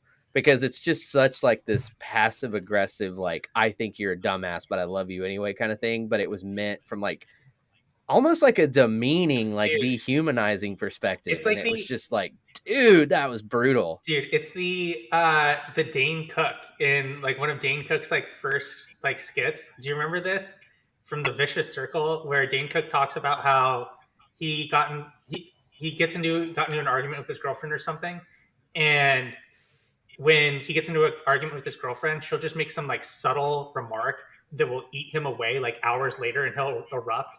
And he said that he got into an argument with his girlfriend once, and she was like, "You're stupid, just like your father." And he said hours later, he's just pacing around in the basement, back and forth. And then just out of nowhere, he goes, "My father's a brilliant man," just at the top of his lungs. The only exposure to Dane Cook I really ever had was based on some circumstances that I was not pleased with. I was at one point forced to watch Good Luck Chuck. Do you guys know that movie? Yeah, I think I've seen it. I know that movie. Not a good, very bad movie. Very bad. Do not recommend. That dude was on the cusp of being a real superstar, and he picked some really bad movies to be in. I mean, he was huge huge for a while. Not that long of a 5 years. Very short while. No. It was 5 years, and in that world, he was by far the most successful stand-up comedian for 5 years, because I was in college. Dude. Well, it's because he did movies and the movies sucked, and then he didn't go back. Well, Richard Pryor was in plenty of bad movies, and Richard Pryor is still extremely respected in the stand-up community. Dane Cook is not. That was also a different time, though. I would say it's a different time. And people inside the comedian, it's the same thing with the challenge or football or whatever.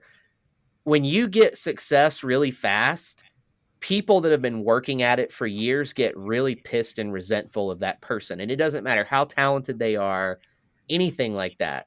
I mean, Dane Cook literally appeared out of nowhere and became like the top my generation comedian overnight. And he sold out Madison Square Garden. Like, there's only been 2 other comedians that have done that. He was really It's unbelievable when you think about it. He was really big into MySpace, remember? Wasn't that how he got like a lot of his fans? It was AOL Instant Messenger. We are and dating. MySpace. We are like really. I mean, this is the era of the show we're MySpace. talking about, though. This is that era. Yeah. And so, like, it all kind of parallels a little bit. That culture melting pot. I remember he used to put his screen name on like the website, and he would log into AOL Instant Messenger, and he would get deluged by like 5,000 messages from fans immediately. And then his MySpace thing, like, he had a rule where he would at least respond to any message sent to him on MySpace. So he cultivated a following really hard. He was like really into fan he worked engagement. for that audience. Yeah, fan engagement for sure. Mm-hmm. All right. He was one of the first like celebrities to do that. So now you have social media culture. That is what he was one of the first. Yeah. The challenge people make a living off of social media culture now. All right. So we get into the selection for episode 5. Mark and Rachel pick Landon. And Isaac gets a funny confessional here where he says at the beginning of the list, when people start to pick, that's when he catches up on his thinking time because he knows he's not going to come up anytime soon. Isaac is definitely like, I mean, he's got some very weird qualities, but he's also like a very like normal guy type aspect to him as well. I feel like I just remember like him against Landon is just like, dude, this looks like somebody who they just picked out of the street, and they're like, hey, you're going up against this dude in this competition. We have someone on Discord left a question that branches into that. Give a shout out to him. Yeah, we'll talk about that when we get to the actual elimination.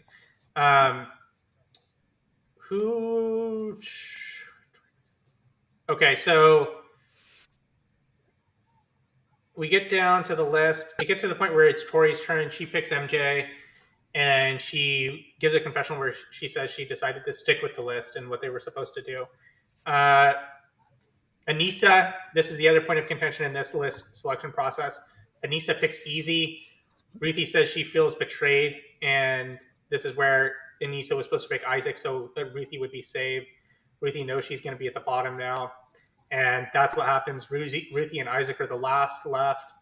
Isaac, in a shocking moment where he decides to revenge the death of his toenail, picks Landon to go against in elimination. Jesus. And Ruthie picks Kim, and Isaac deliberately says this is because of his toenail. Do you think he's just trying to like make some good TV here, or do you think he's completely unaware of how good Landon is at this? I think Isaac is like, I can see him picking him because of the toenail. Like, he's just like that type of dude. I mean, to relax, he was doing ballet whatever on a box in a room, and he was legitimately angry when someone interrupted his happy time. Like, on the reunion, they go into detail how pissed he was that people were like making fun of him. He's like, I was relaxing. Like, he's out there, man. Like, he really might have just picked Landon for the toenail. I believe it. Ruthie picks Kim, and when they do the dual selection game, Ruthie gets back off and Isaac gets spot on. Back at the house, and this is pretty much the only scene that we get before the elimination because we spent so much time before the selection on Brad and Tori and some other scenes. Kim says that physical contact isn't her thing, and she's kind of apprehensive about going against Ruthie, and she says she hurt her wrist in the last challenge. So the men play spot on. Isaac versus Landon. Spot on is the climbing game where as you climb up the wall, you kind of fill in some different puzzle pieces until you fill in all of the empty puzzle pieces on the wall. Again, see part 1. Isaac seems like he's doing okay, but at the end of the day, he's going in against Landon in a climbing / puzzle eliminated. Do we think he was ever that close? No. Like, people are like, oh, they're kind of No. 50-50 at one Like, point. I'm like, It was dude, he edited. is dusting He He him. got smoked. Like, it's not a question. He's going in against Landon in a climbing/puzzle mission. Like, this couldn't be any more up Landon's alley. Like, Right now is it's probably just like, the right Isaac is just time. kind of bumbling. Isaac is like just kind of like bumbling around up and down the wall. And he looks like he's putting the puzzle pieces in accurately, at least. But with Landon, it's just no question, no absolute question about it. I think with a lot of these climbing missions too, it can seem. With the ones where they go up and down repeatedly, they can kind of like show you things in a certain way where it looks a little bit more even. But there's a certain point where I'm looking at it, I'm like, Landon's like done, and Isaac's gotten like 3 pieces in. So Chalmers in Discord asked, where does Isaac calling out Landon rank for dumbest elimination callouts? It's pretty high up there. Yeah, I don't know. What do you do if you're him in this situation, Trace? Like, there's just not. I think you do what Chase recommended below that in the Discord chat as well. After watching Nehemiah nearly beat Evan, why didn't Isaac, Derek, or Dunbar call out Evan? Because quite frankly, it would have been a war of nutrition, and Evan would have eventually folded. That's not a bad move, honestly. That is Just the right put him in move. 3 times in a row. Yeah, he says Yeah. nutrition, but he means attrition for sure. And just try and Yeah. beat him to the ground. I mean, yeah, that's not a bad idea. yeah, like that is what you do. If you want to break up that main alliance, you keep going after the guy who's already been in twice, because we've already seen that mentally it really shook him up that he had to go in a second time. If he got called in a Dude, third he might time kill in a row, Isaac if he has to go in the 3rd time. Like, he would. Well, I don't think Isaac had a chance in any of these eliminations personally, but at the same time, Yeah, like that the is really smart probably move his is to best call out play. Evan. Yeah, you call out Evan. Yeah. So well done, Chase, on that one. So both Chalmers and Chase, good points. And we'll read the rest of these when we get to them. Actually, we'll read another one of Chalmers right now. He says, so pretty much what happens here, and we'll read it right after Ruthie loses here, but the women play back off. It's pretty much where you have a hook attached to your back harness. You have to take the hook off of your opponent and place it on the ring. Kim really holds her own here. Ruthie makes an attempt to trip her. And Rachel makes a comment that Kim is just playing this game a lot smarter than Ruthie. And that's when Kim kind of draws Ruthie in to get her hook. And Kim wins the first round and goes into the second round. Does Ruthie know what she's doing? I don't know. Kim goes into the second round much more confident. And Kim just kind of draws Ruthie in closer to the hook that she has to put, or to the ring that Kim has to put Ruthie's hook on, right? So she just has to travel less of a distance. I don't know what the hell Ruthie's doing here. I just think Ruthie's super confused in this elimination because she seems pretty clear like she's overpowering Kim pretty easily just based on how they're getting moved. She's trying to wrestle her. She's trying to put the hook on her own. Yeah, she's trying to put the hook on her own hoop. And they're like, no, you got to go to the other one. It takes her a minute to get over there. I just think she's completely discombobulated in this elimination. I just think she's entirely out of it. So Chalmers asks, do you guys think this is Ruthie's most disappointing showing? Because I do.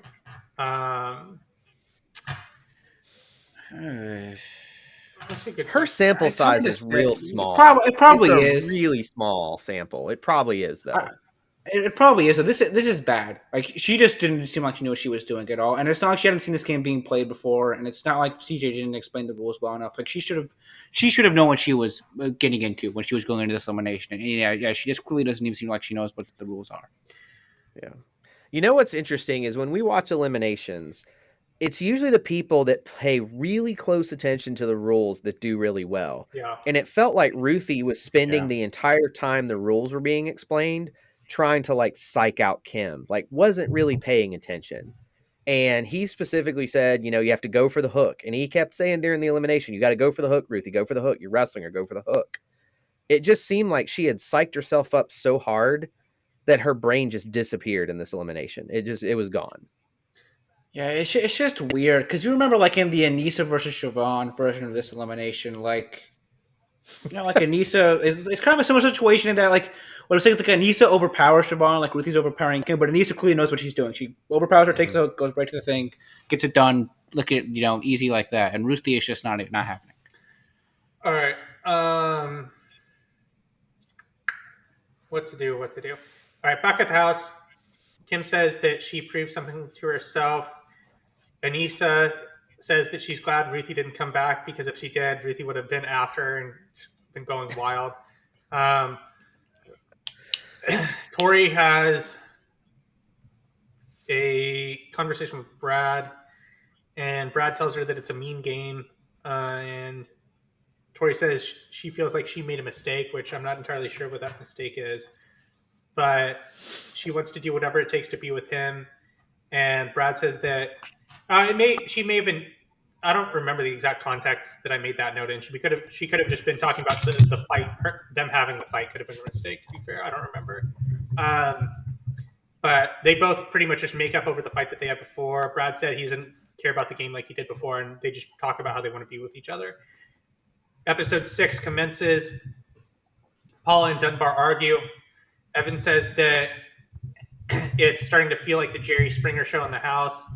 Paula tells, this is kind of like the big, like 2-episode send-off for Paula and Dunbar, where they get a ton of visibility for the next episode and their relationship with each other, and then they just both go home.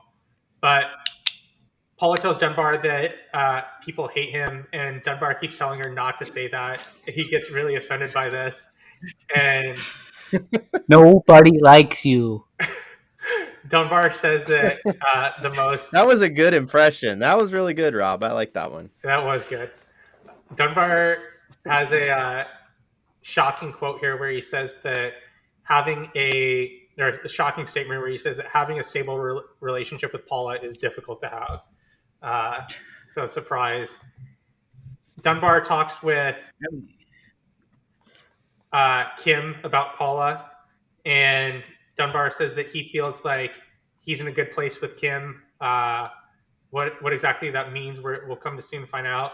And Kim says that he has to separate from Paula in this game if he wants to be able to last. So this is where we start to build on the Kim Dunbar dynamic, which pretty much lasts this episode and the next. We don't get really any. There's a lot of Kim Dunbar. Paula's really just all over the place, right? Yeah. With this season. I mean, she's full like. She's like Breakfast Club basket case, whatever her name is. Like that's Paula this season completely. She's just a mess, and you understand it because she got backstab. Yeah, you got backstab the previous season, and then her unfortunate plight continues until she's paired with Evelyn and Emily. All right, there's a reason they call her Paula Walnuts. Yeah. All right, the girls give the guys facials in the next scene. This is to kind of give Easy a big visibility spike for him to be able to go home this episode. Paula, he really just does really not have do a telegraph story. it. Well, with him, like we've seen it even on All Stars now, but on this season and then on Freshman, and really even the Duel, like on seasons that aren't teams, he just does not have a plot line. Mm-hmm. Yeah, I think it's just because all he does is show up and party. That's it. There's that, but it's also like on the team seasons, he's just always the person people are trying to get rid of, and he's like, "Oh, people are trying to get rid of me, and I'm sad about it, and it's it's underrated, whatever." They play that beat. That's a beat that they play with him. Man, I'm Big Easy. I don't go down. That's exactly. That's just the beat that they play with him and Katie on the seasons that they're on in team seasons. You know what I mean? Yeah, it's just what happens. But like Katie at least has like other stuff that I feel like that she's involved in. With him, that's really not the case. He's just kind of like he'll have a few party scenes. That's it. Like Katie with the plunger, which yeah, we're within spitting distance from. Still one of the funniest moments ever in the show. So Paula confronts Dunbar about Kim. She wants to know if he's cuddled with Kim, and Dunbar says that Paula is very territorial over him, which is kind of true.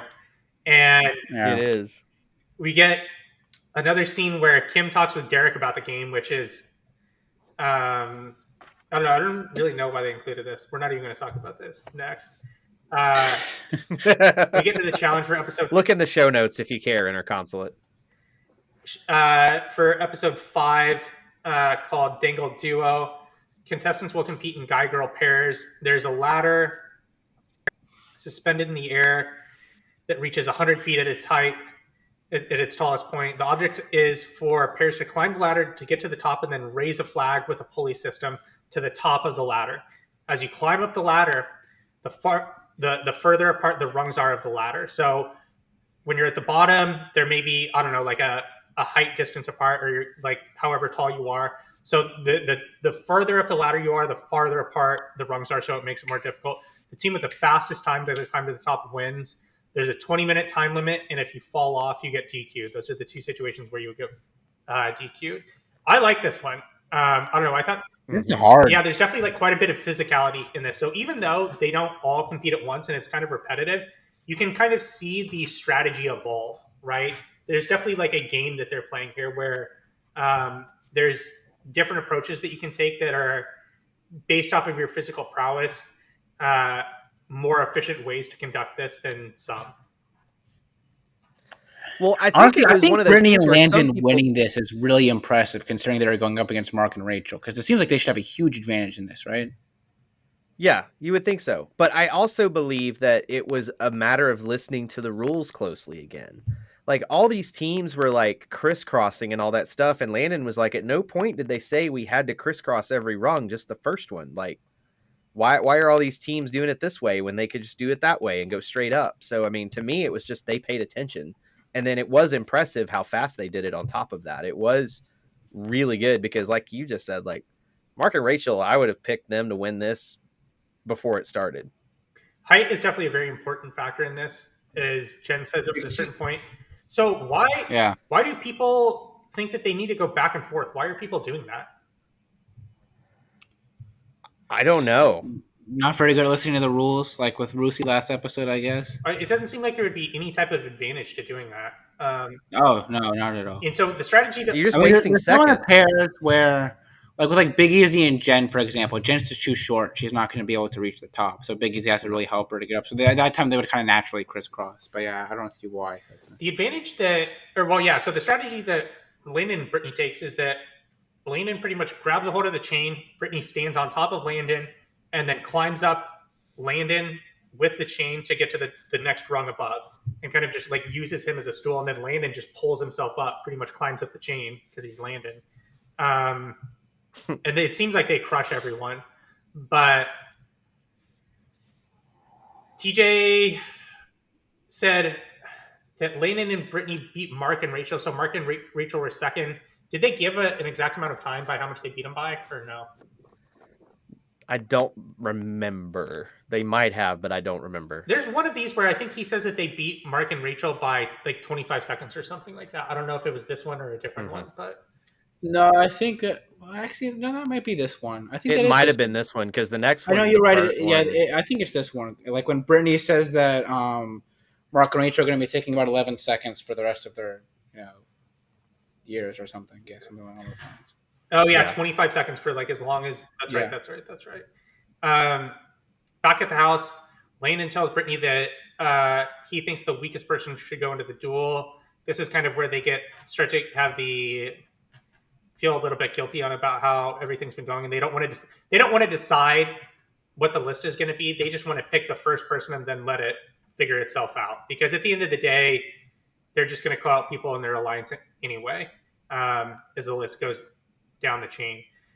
Paula comes outside to see Dunbar at night, run out of the bushes, and finds Kim in the bushes behind. And they try to deny that anything was going on first. And Paula, just in like a really like, I don't want to say it, but in like a really like jackass moment, tells Dunbar that he's going to tell his girlfriend at home that Dunbar was like out in the bushes, like making out with the girl. It's like, come on, Paula. Like, well, it's going to be on TV. She doesn't have to tell him. Like, it's, yeah. Like, everyone's going to be like well aware that this is happening, but we get a random. I don't get why the editors did this. So we have that moment right where it's Dunbar, Paula, and Kim. And then they sprinkle this random moment in where Brad talks to Big Easy, talking about how Easy isn't going to be at the bottom. They should have just put that before, because we go that Paula, Kim, Dunbar, Easy, and then back to Paula confronting Dunbar on the couch where Dunbar is snuggling with Kim. Paula gets really upset that Kim and Dunbar are together, and she tries to say that she's jealous. She is not jealous of them, but she, quite frankly, is. Yeah. Very. Well, there's also that one. It's like Mark Long and I think is it Landon, somebody else. They're sitting in the kitchen and they're like, "We've been trying to figure out who's sitting in the couch." And he's like, "Oh, I'll go figure it out. I know who it is." Yeah. You know, and that's one of those things where they were just stirring the pot. They knew who was there. There wasn't even a question. They knew who was there. It was just a pot stir right there just to get some entertainment. That's all that was. We get to the selection for episode 6. Landon and Brittany, shocker, pick Mark Long first. One of the biggest blindsides in the show's history. And wait a minute. And then Rachel picked Evan. You don't say. Derek and Kim are last. And oh wait, no, that's not right. So Dunbar, it's Dunbar pretty much has to decide between Paula and Kim about who will. It's funny how this worked out. This was perfect. It is really funny how this worked out. So Dunbar has to pick between Paula and Kim. Whoever he doesn't pick is going to go into elimination, and he struggles, and it takes him a moment to make a decision. TJ gestures him on to make his decision, and he ends up picking Paula. And I'm kind of surprised, right? Because at this point, it doesn't seem like they really like each other. I'm not. It doesn't seem like they're on good terms at all. Yeah, but there's like the partners aspect, and I'm not surprised. Like I just think, because he Yeah. also says right afterwards that Paul would have definitely picked Kim to go in. So Which would have been really Yeah. good. That would have Either just made this way, even better. That- He should have gone for the TV moment. He should have put his producer. It would have I don't been even think- worse for Dunbar's his not thinking game, about though. TV moments. Dunbar's just like Man, that it's kind of like that would have put this he's just episode like open. over the top. So if he picks Kim here, I don't know, Dude, man. Is it really that over the Paula and top him with are the just gonna, like- Paula Dunbar Kim love Dude, triangle? Like this is not immediately TV after this TV. selection, Paula's gonna be losing her mind at Dunbar, dude. She's gonna be just flipping out, and then we're gonna get the elimination of Paula versus Kim, which actually, like on paper, is a pretty good elimination too. That's actually pretty good. I don't know, man. Mentally I just can't, deranged this Paula triangle, against It's Kim. not doing it for me. I'm sorry to say. Paula's pretty funny throughout this, but outside of that, this is not doing it for me. All right, so Kim and Dunbar are pretty boring. Dunbar people is on not the show. Dunbar. I hate to tell you the guy this. He's not exactly the most like engaging personality throughout his time on the show. They call him Grumpy Bear for a reason. Derek and Kim are last. Derek calls out Easy. Kim calls out Jen. And Derek gets dual pole dancing, which is probably That's great for him. one of the 2 eliminations that he would definitely want. And Kim gets pushover after she calls out Jen. Landon and Brad talk to Easy. Landon mentions that he needs to try and knock off Derek a couple of times to be able to have a chance, or to make it more competitive, or be able to optimize what he's doing. Rachel talks up Jen, and we get a conversation where Dunbar talks up Kim, and okay, here we go. So we actually messed up my notes here. So that's pretty much all we have before we get into elimination. And There's not much more. Easy, we get dual pole dancing for the men, and it's pretty much you pretty much have to climb up this column that has rock climbing holds attached to it all the way up. You have to climb to the top and ring a bell or a flag, or I don't know, do something. So Easy tries. And the path crosses, by the way. Like, you can't just go straight up. You actually have to go around and up the thing. So that's why it's a little tougher. Yeah, so there's opportunities where you can knock your opponent off. Easy keeps trying to do that, but he's doing it way too soon. He needs to try and climb up a little and then knock Derek off, because they're just like standing on the ground and he's knocking Derek off right away. Yeah, it's very much just like the beginning of this is very. It's like Derek gets up like 2 pegs and Easy pulls it down. Like, this is ridiculous. Like, it was honestly one of the saddest eliminations you could watch. Like, because first of all, Derek McRae seems like a really nice dude. Really nice dude. Terrible competitor on the show. Like, really bad. And then you've got Big Easy, who we've said a lot about him. I won't bury the guy any further than I have in the past. But, like, it looked like Big Easy, this is what it looked like. For the first bit, it was like Big Easy was already winded before he started climbing. and he was just like swatting Derek like he was a fly. Just swat him. And then eventually he got tired of swatting and couldn't even reach up, and Derek just climbed the pole. Like, it was really sad. Like, it was I'm not surprised it didn't. interesting. I'm honestly surprised that TJ did or somebody didn't step in like earlier on and was like, this can't continue like this. You have to let him climb up to some degree, and like there had to have been some sort of switch up. Like it was You ridiculous. can't pull him down unless you're both on the pole. Yeah. Like, come on. Something like that. Yeah, like this was crazy. Because he was trying to pretty much just like screen him off at some points. You know what I mean? Like Derek would like try and like go to the ball, and Easy would just like shuffle in front of him. The only redeeming part about this elimination is Kimberly screaming her mind out as Derek is climbing up the pole. Like, there's losing her mind. Like there's one scene where like Paula like has this like weird like glee on her face for some reason. I guess I don't know why. And like She just Brittany's hates got like the Kim. most annoyed look with her about Kimberly. That's the one I would have rather had a video of that honestly than the Big Easy Derek thing because it was a mess. All right, so Derek ends up winning comfortably. Everyone says goodbye to Easy. Kim and Jen do pushover. We already did that once this episode, so we're not going to explain it again. Kim, well, I guess we'll take 2 seconds. You get the pads, and you have to push your opponent off the platform. First person to do it. Not hard to explain. First person that does it 2 out of 3 times that wins. Kim gets crushed pretty hard on the first impact here. Jen wins comfortably. Dunbar gets emotional when Kim gets sent home. He says he's sad, and Brittany pretty much has the quote here or the confessional here that everyone else is thinking. And he says that Dunbar is heartbroken, but it's weird because they've only been close for a couple of days.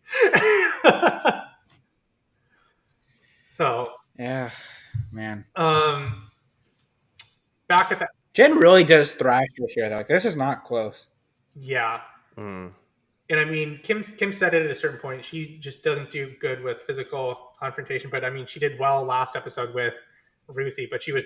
But like, I still think you did well with the physical part of that elimination. I just think Ruthie didn't know what she was That's doing. what I was gonna say. Yeah. Yeah. She just didn't get the object of the game here. But back at the house, Derek says that he knows now that he's gonna have to go in again and again, and that he's the person at the bottom. Dunbar tells Paula that he doesn't want to talk to her if she's going to be a bad friend. And this is where Dunbar goes outside and like works on his notebook or something. And he says that life in the house is now going to be lonely for him without Kim. So poor Dunbar. Is it this episode or the next one where Paula reads the letter that Dunbar wrote Kim? Like, somebody wrote a note and like Paula reads it, and it's just brutal. I don't think that's this season. It doesn't happen next episode. That's on the shit show. That's on the shit show. Never mind. Yeah, when we have to cover the reunion shit show. The shit shows from this era are epic. Well, they just stopped doing them. I know they're incredible, but there were some. The last one was X's, I think. No, Bloodlines has one. Bloodlines had one. Okay. There's a lot of Jen and Brianna content on that show. That would make it really worth watching then. Big shocker, yeah. So this is going to be the last episode that we cover for today, episode 7. Paula says that no one has her back in the house and that Dunbar is mad at her. Anissa says that no one there has seen $100,000 in cash, and she says that she thinks she's on her own. Apparently, there's a lot of people in the house that think they're on their own. When I guess really they're on their own and not on their own. Anissa seems pretty well insulated here, honestly. Like she's got a pretty good crew rolling with her. DM tells Dunbar in a conversation that they're having in a room by themselves that it would be good for him in the house to have a friend in the house that's not a girl. Dunbar says that he's missed Kim over the last couple of days, and that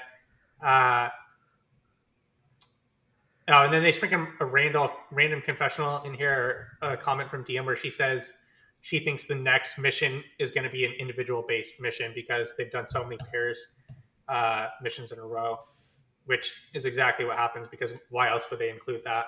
I mean, they could have brought that could have been heard in episode 3, but like they just could have been. Well, it's a conversation where I don't remember if it was in a confessional or it could have been in a conversation with Dunbar that they were having right there. You know what I mean?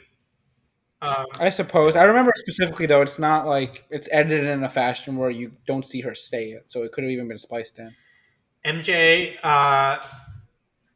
we get another family talk from MJ, where he talks about how he's going to have a second child when he gets home and how the money's going to go to his child. We get into the mission for episode 7 called Burnt. This mission will be done individually. There's a giant structure suspended 30 feet over a lake. Contestants will compete against their own sex and be hung from the bottom of the structure facing the shore of the lake.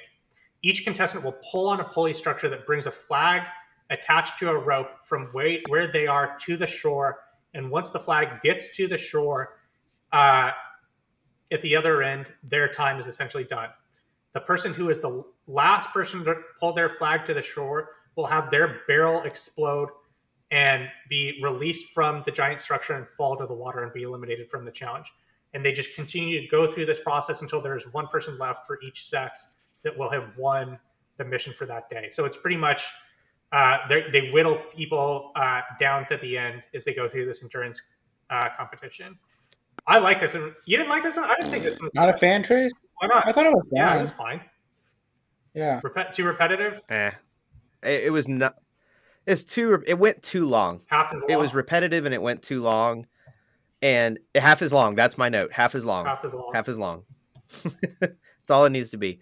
I mean, in all seriousness, though, about it, it looked exhausting. Those guys were like, it looked like the circulation was being cut off on some of these guys. Because Evan to quit on a challenge and just be like, drop me, I'm done. That doesn't normally happen. Yeah, I honestly would have almost preferred if it was less hard. Yeah. Like, I kind of would want to see this mission where the guys are all going up, or the guys and the women are going all up against each other, evenly. I think adding that as a variable is actually kind of takes away. Yeah, Evan couldn't even move here at the very end. He pretty much, Well, I mean, a lot of the people look pretty bad. Tori's not looking good. Like Mark everybody Long basically quit. Like, yeah, Tori and Evan pretty much just asked to be removed because they could barely do anything.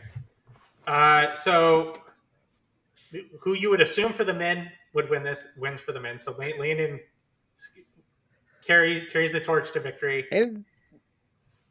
And for the women, it comes down to Rachel versus Brittany, and it both seems like they're pulling it pretty fast, and it looks pretty close, but Brittany pulls out the win in the end. So this is definitely, probably to this point, Brittany's this is probably her most impressive moment of the season to this point, right?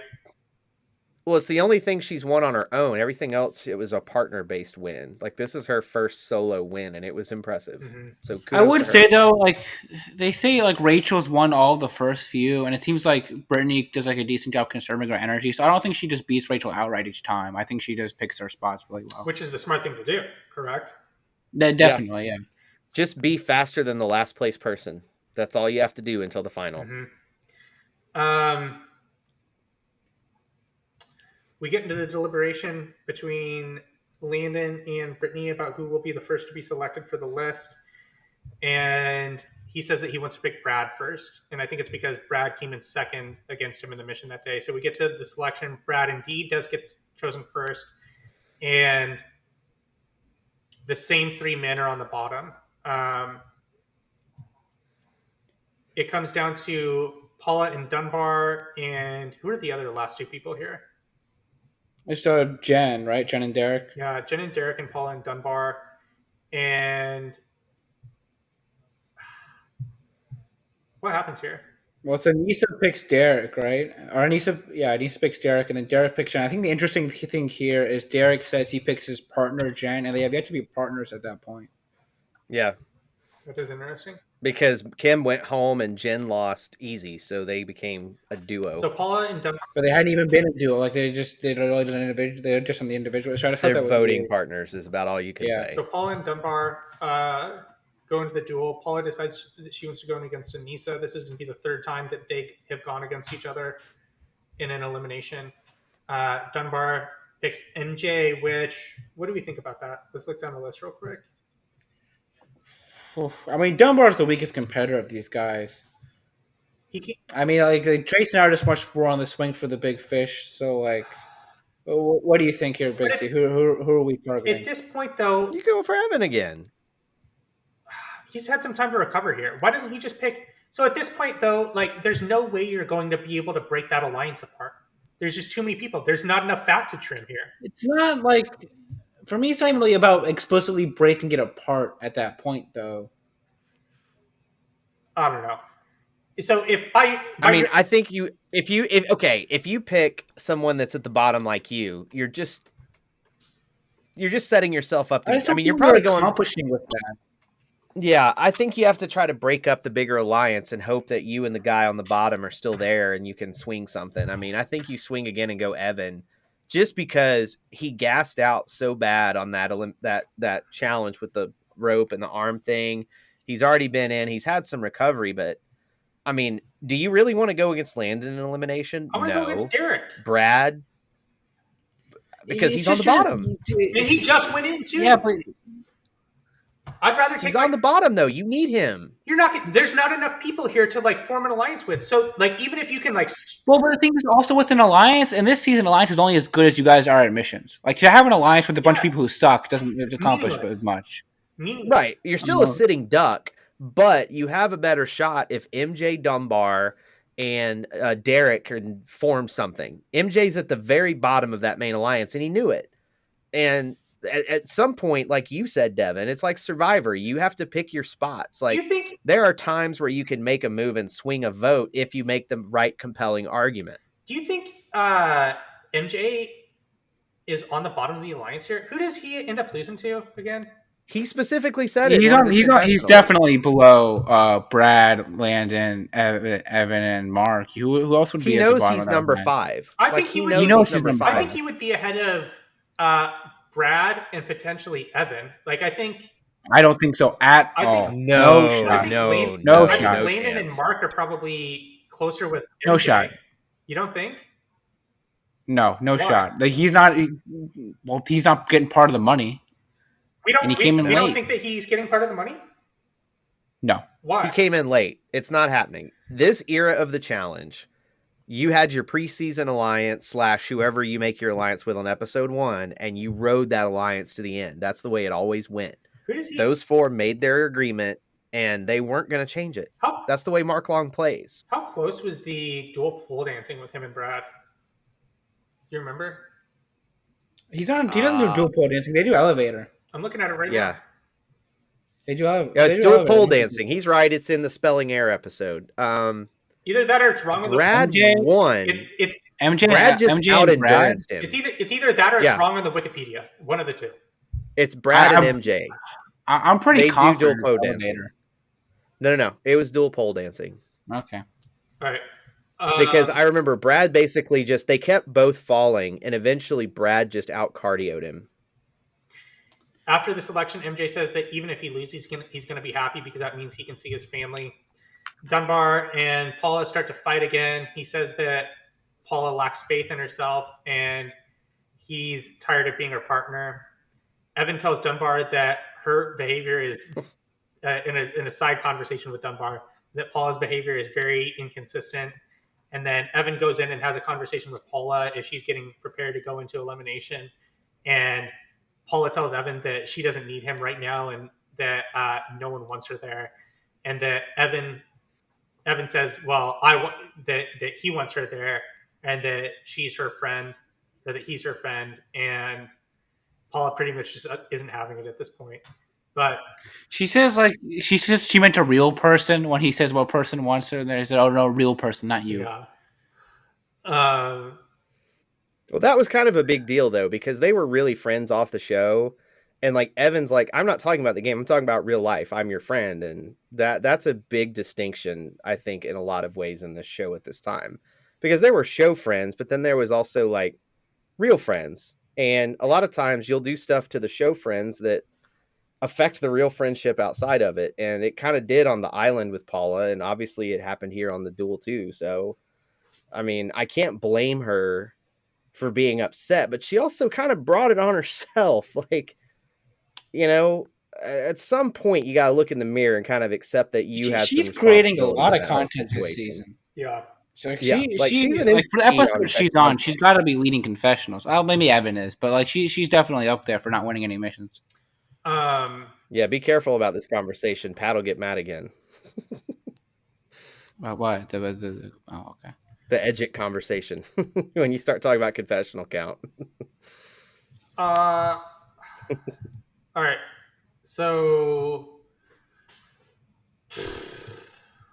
We're pretty much at the elimination now. well, I Yeah, guess we we're should talk about there. how Dunbar and Paula do make up kind of here in a conversation that they have. And Dunbar says it comes down to miscommunication.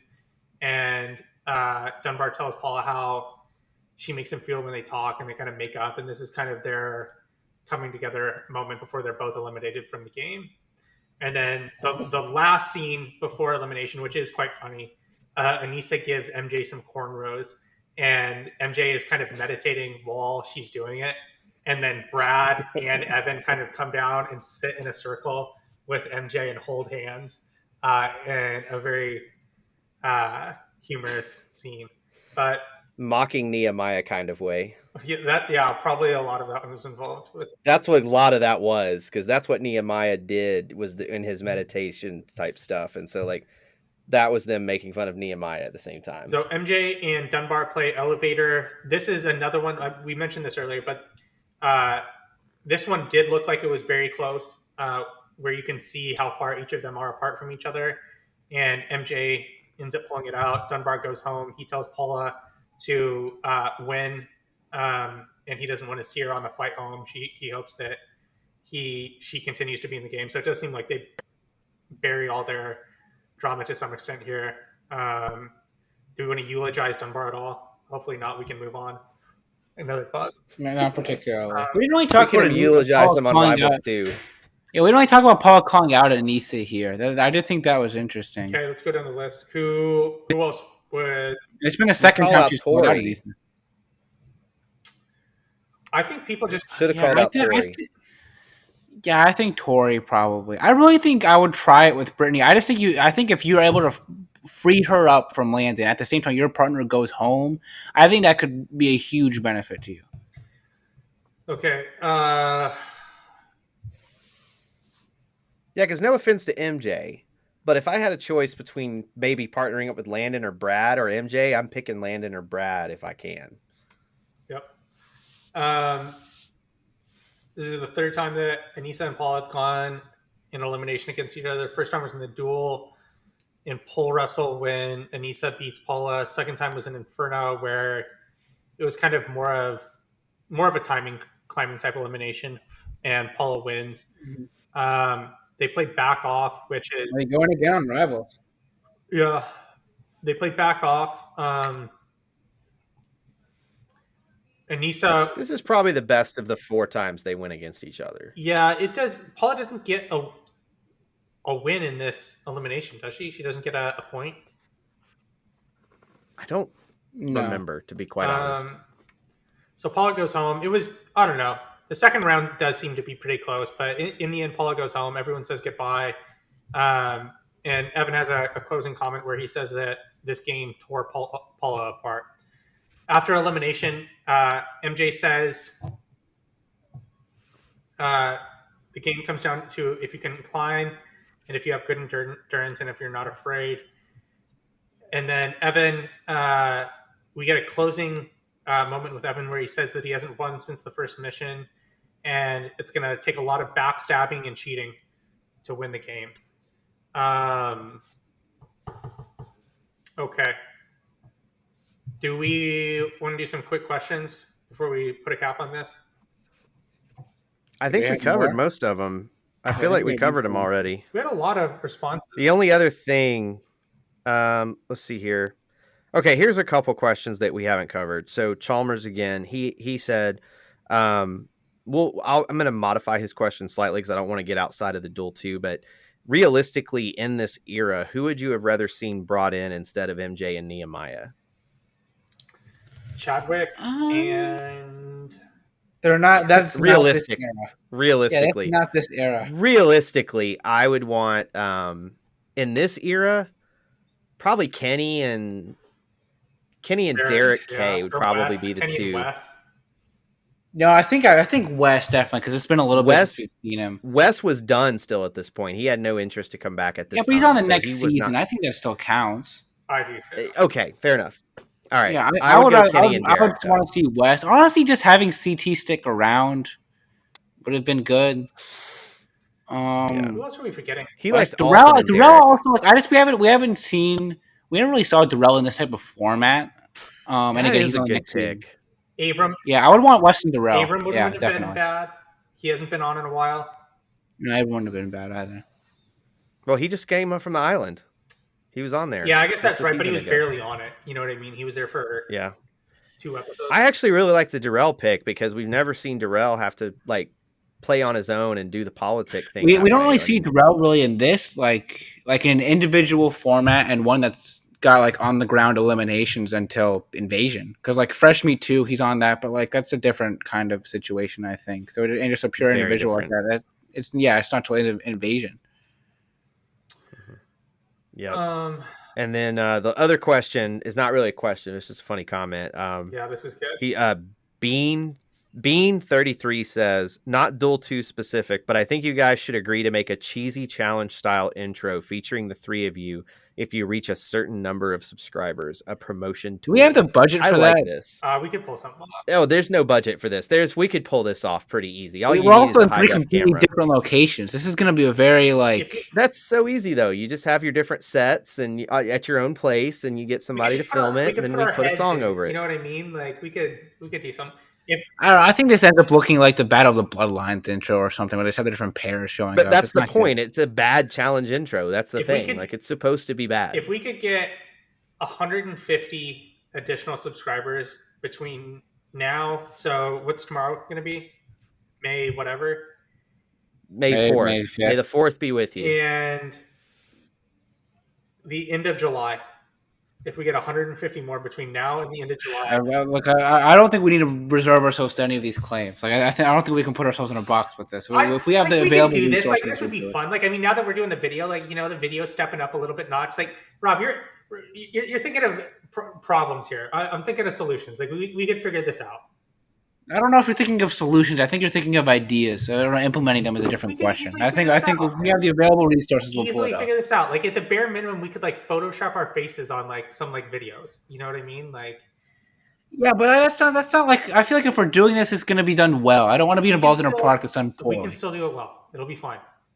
It'll be okay. I don't know. I'm skeptical. Right.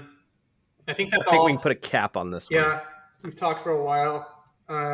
Yeah, so far this season's good. Like, I mean, I've enjoyed this one. What else do we have to say? Do we have anything that we want to plug or that we need to announce before we leave? No, I think we're for those of you listening on the public feed, we have Patreon. You can join at the $4 level. It includes all the bonus audio. If you join at the $12 level, there is a forthcoming challenge database and video. So there's a little more perks. Then we've got some more perks coming for the interconsulate as well. That we haven't quite finalized, but so those of you that are in the interconsulate, coming soon. But aside from that, yeah, you can go to thechallengechronicles.com, support us on Patreon, keep the pirate ship afloat. You can always go to Big Dub Diesel, dub with 2Bs.com, buy your shirt, buy your tote bag, as our friend Greg has done. And my sister, ironically enough, bought a pink tote bag. So all kinds of stuff you can do there. And we just thanks for listening. All right. Bye, everyone.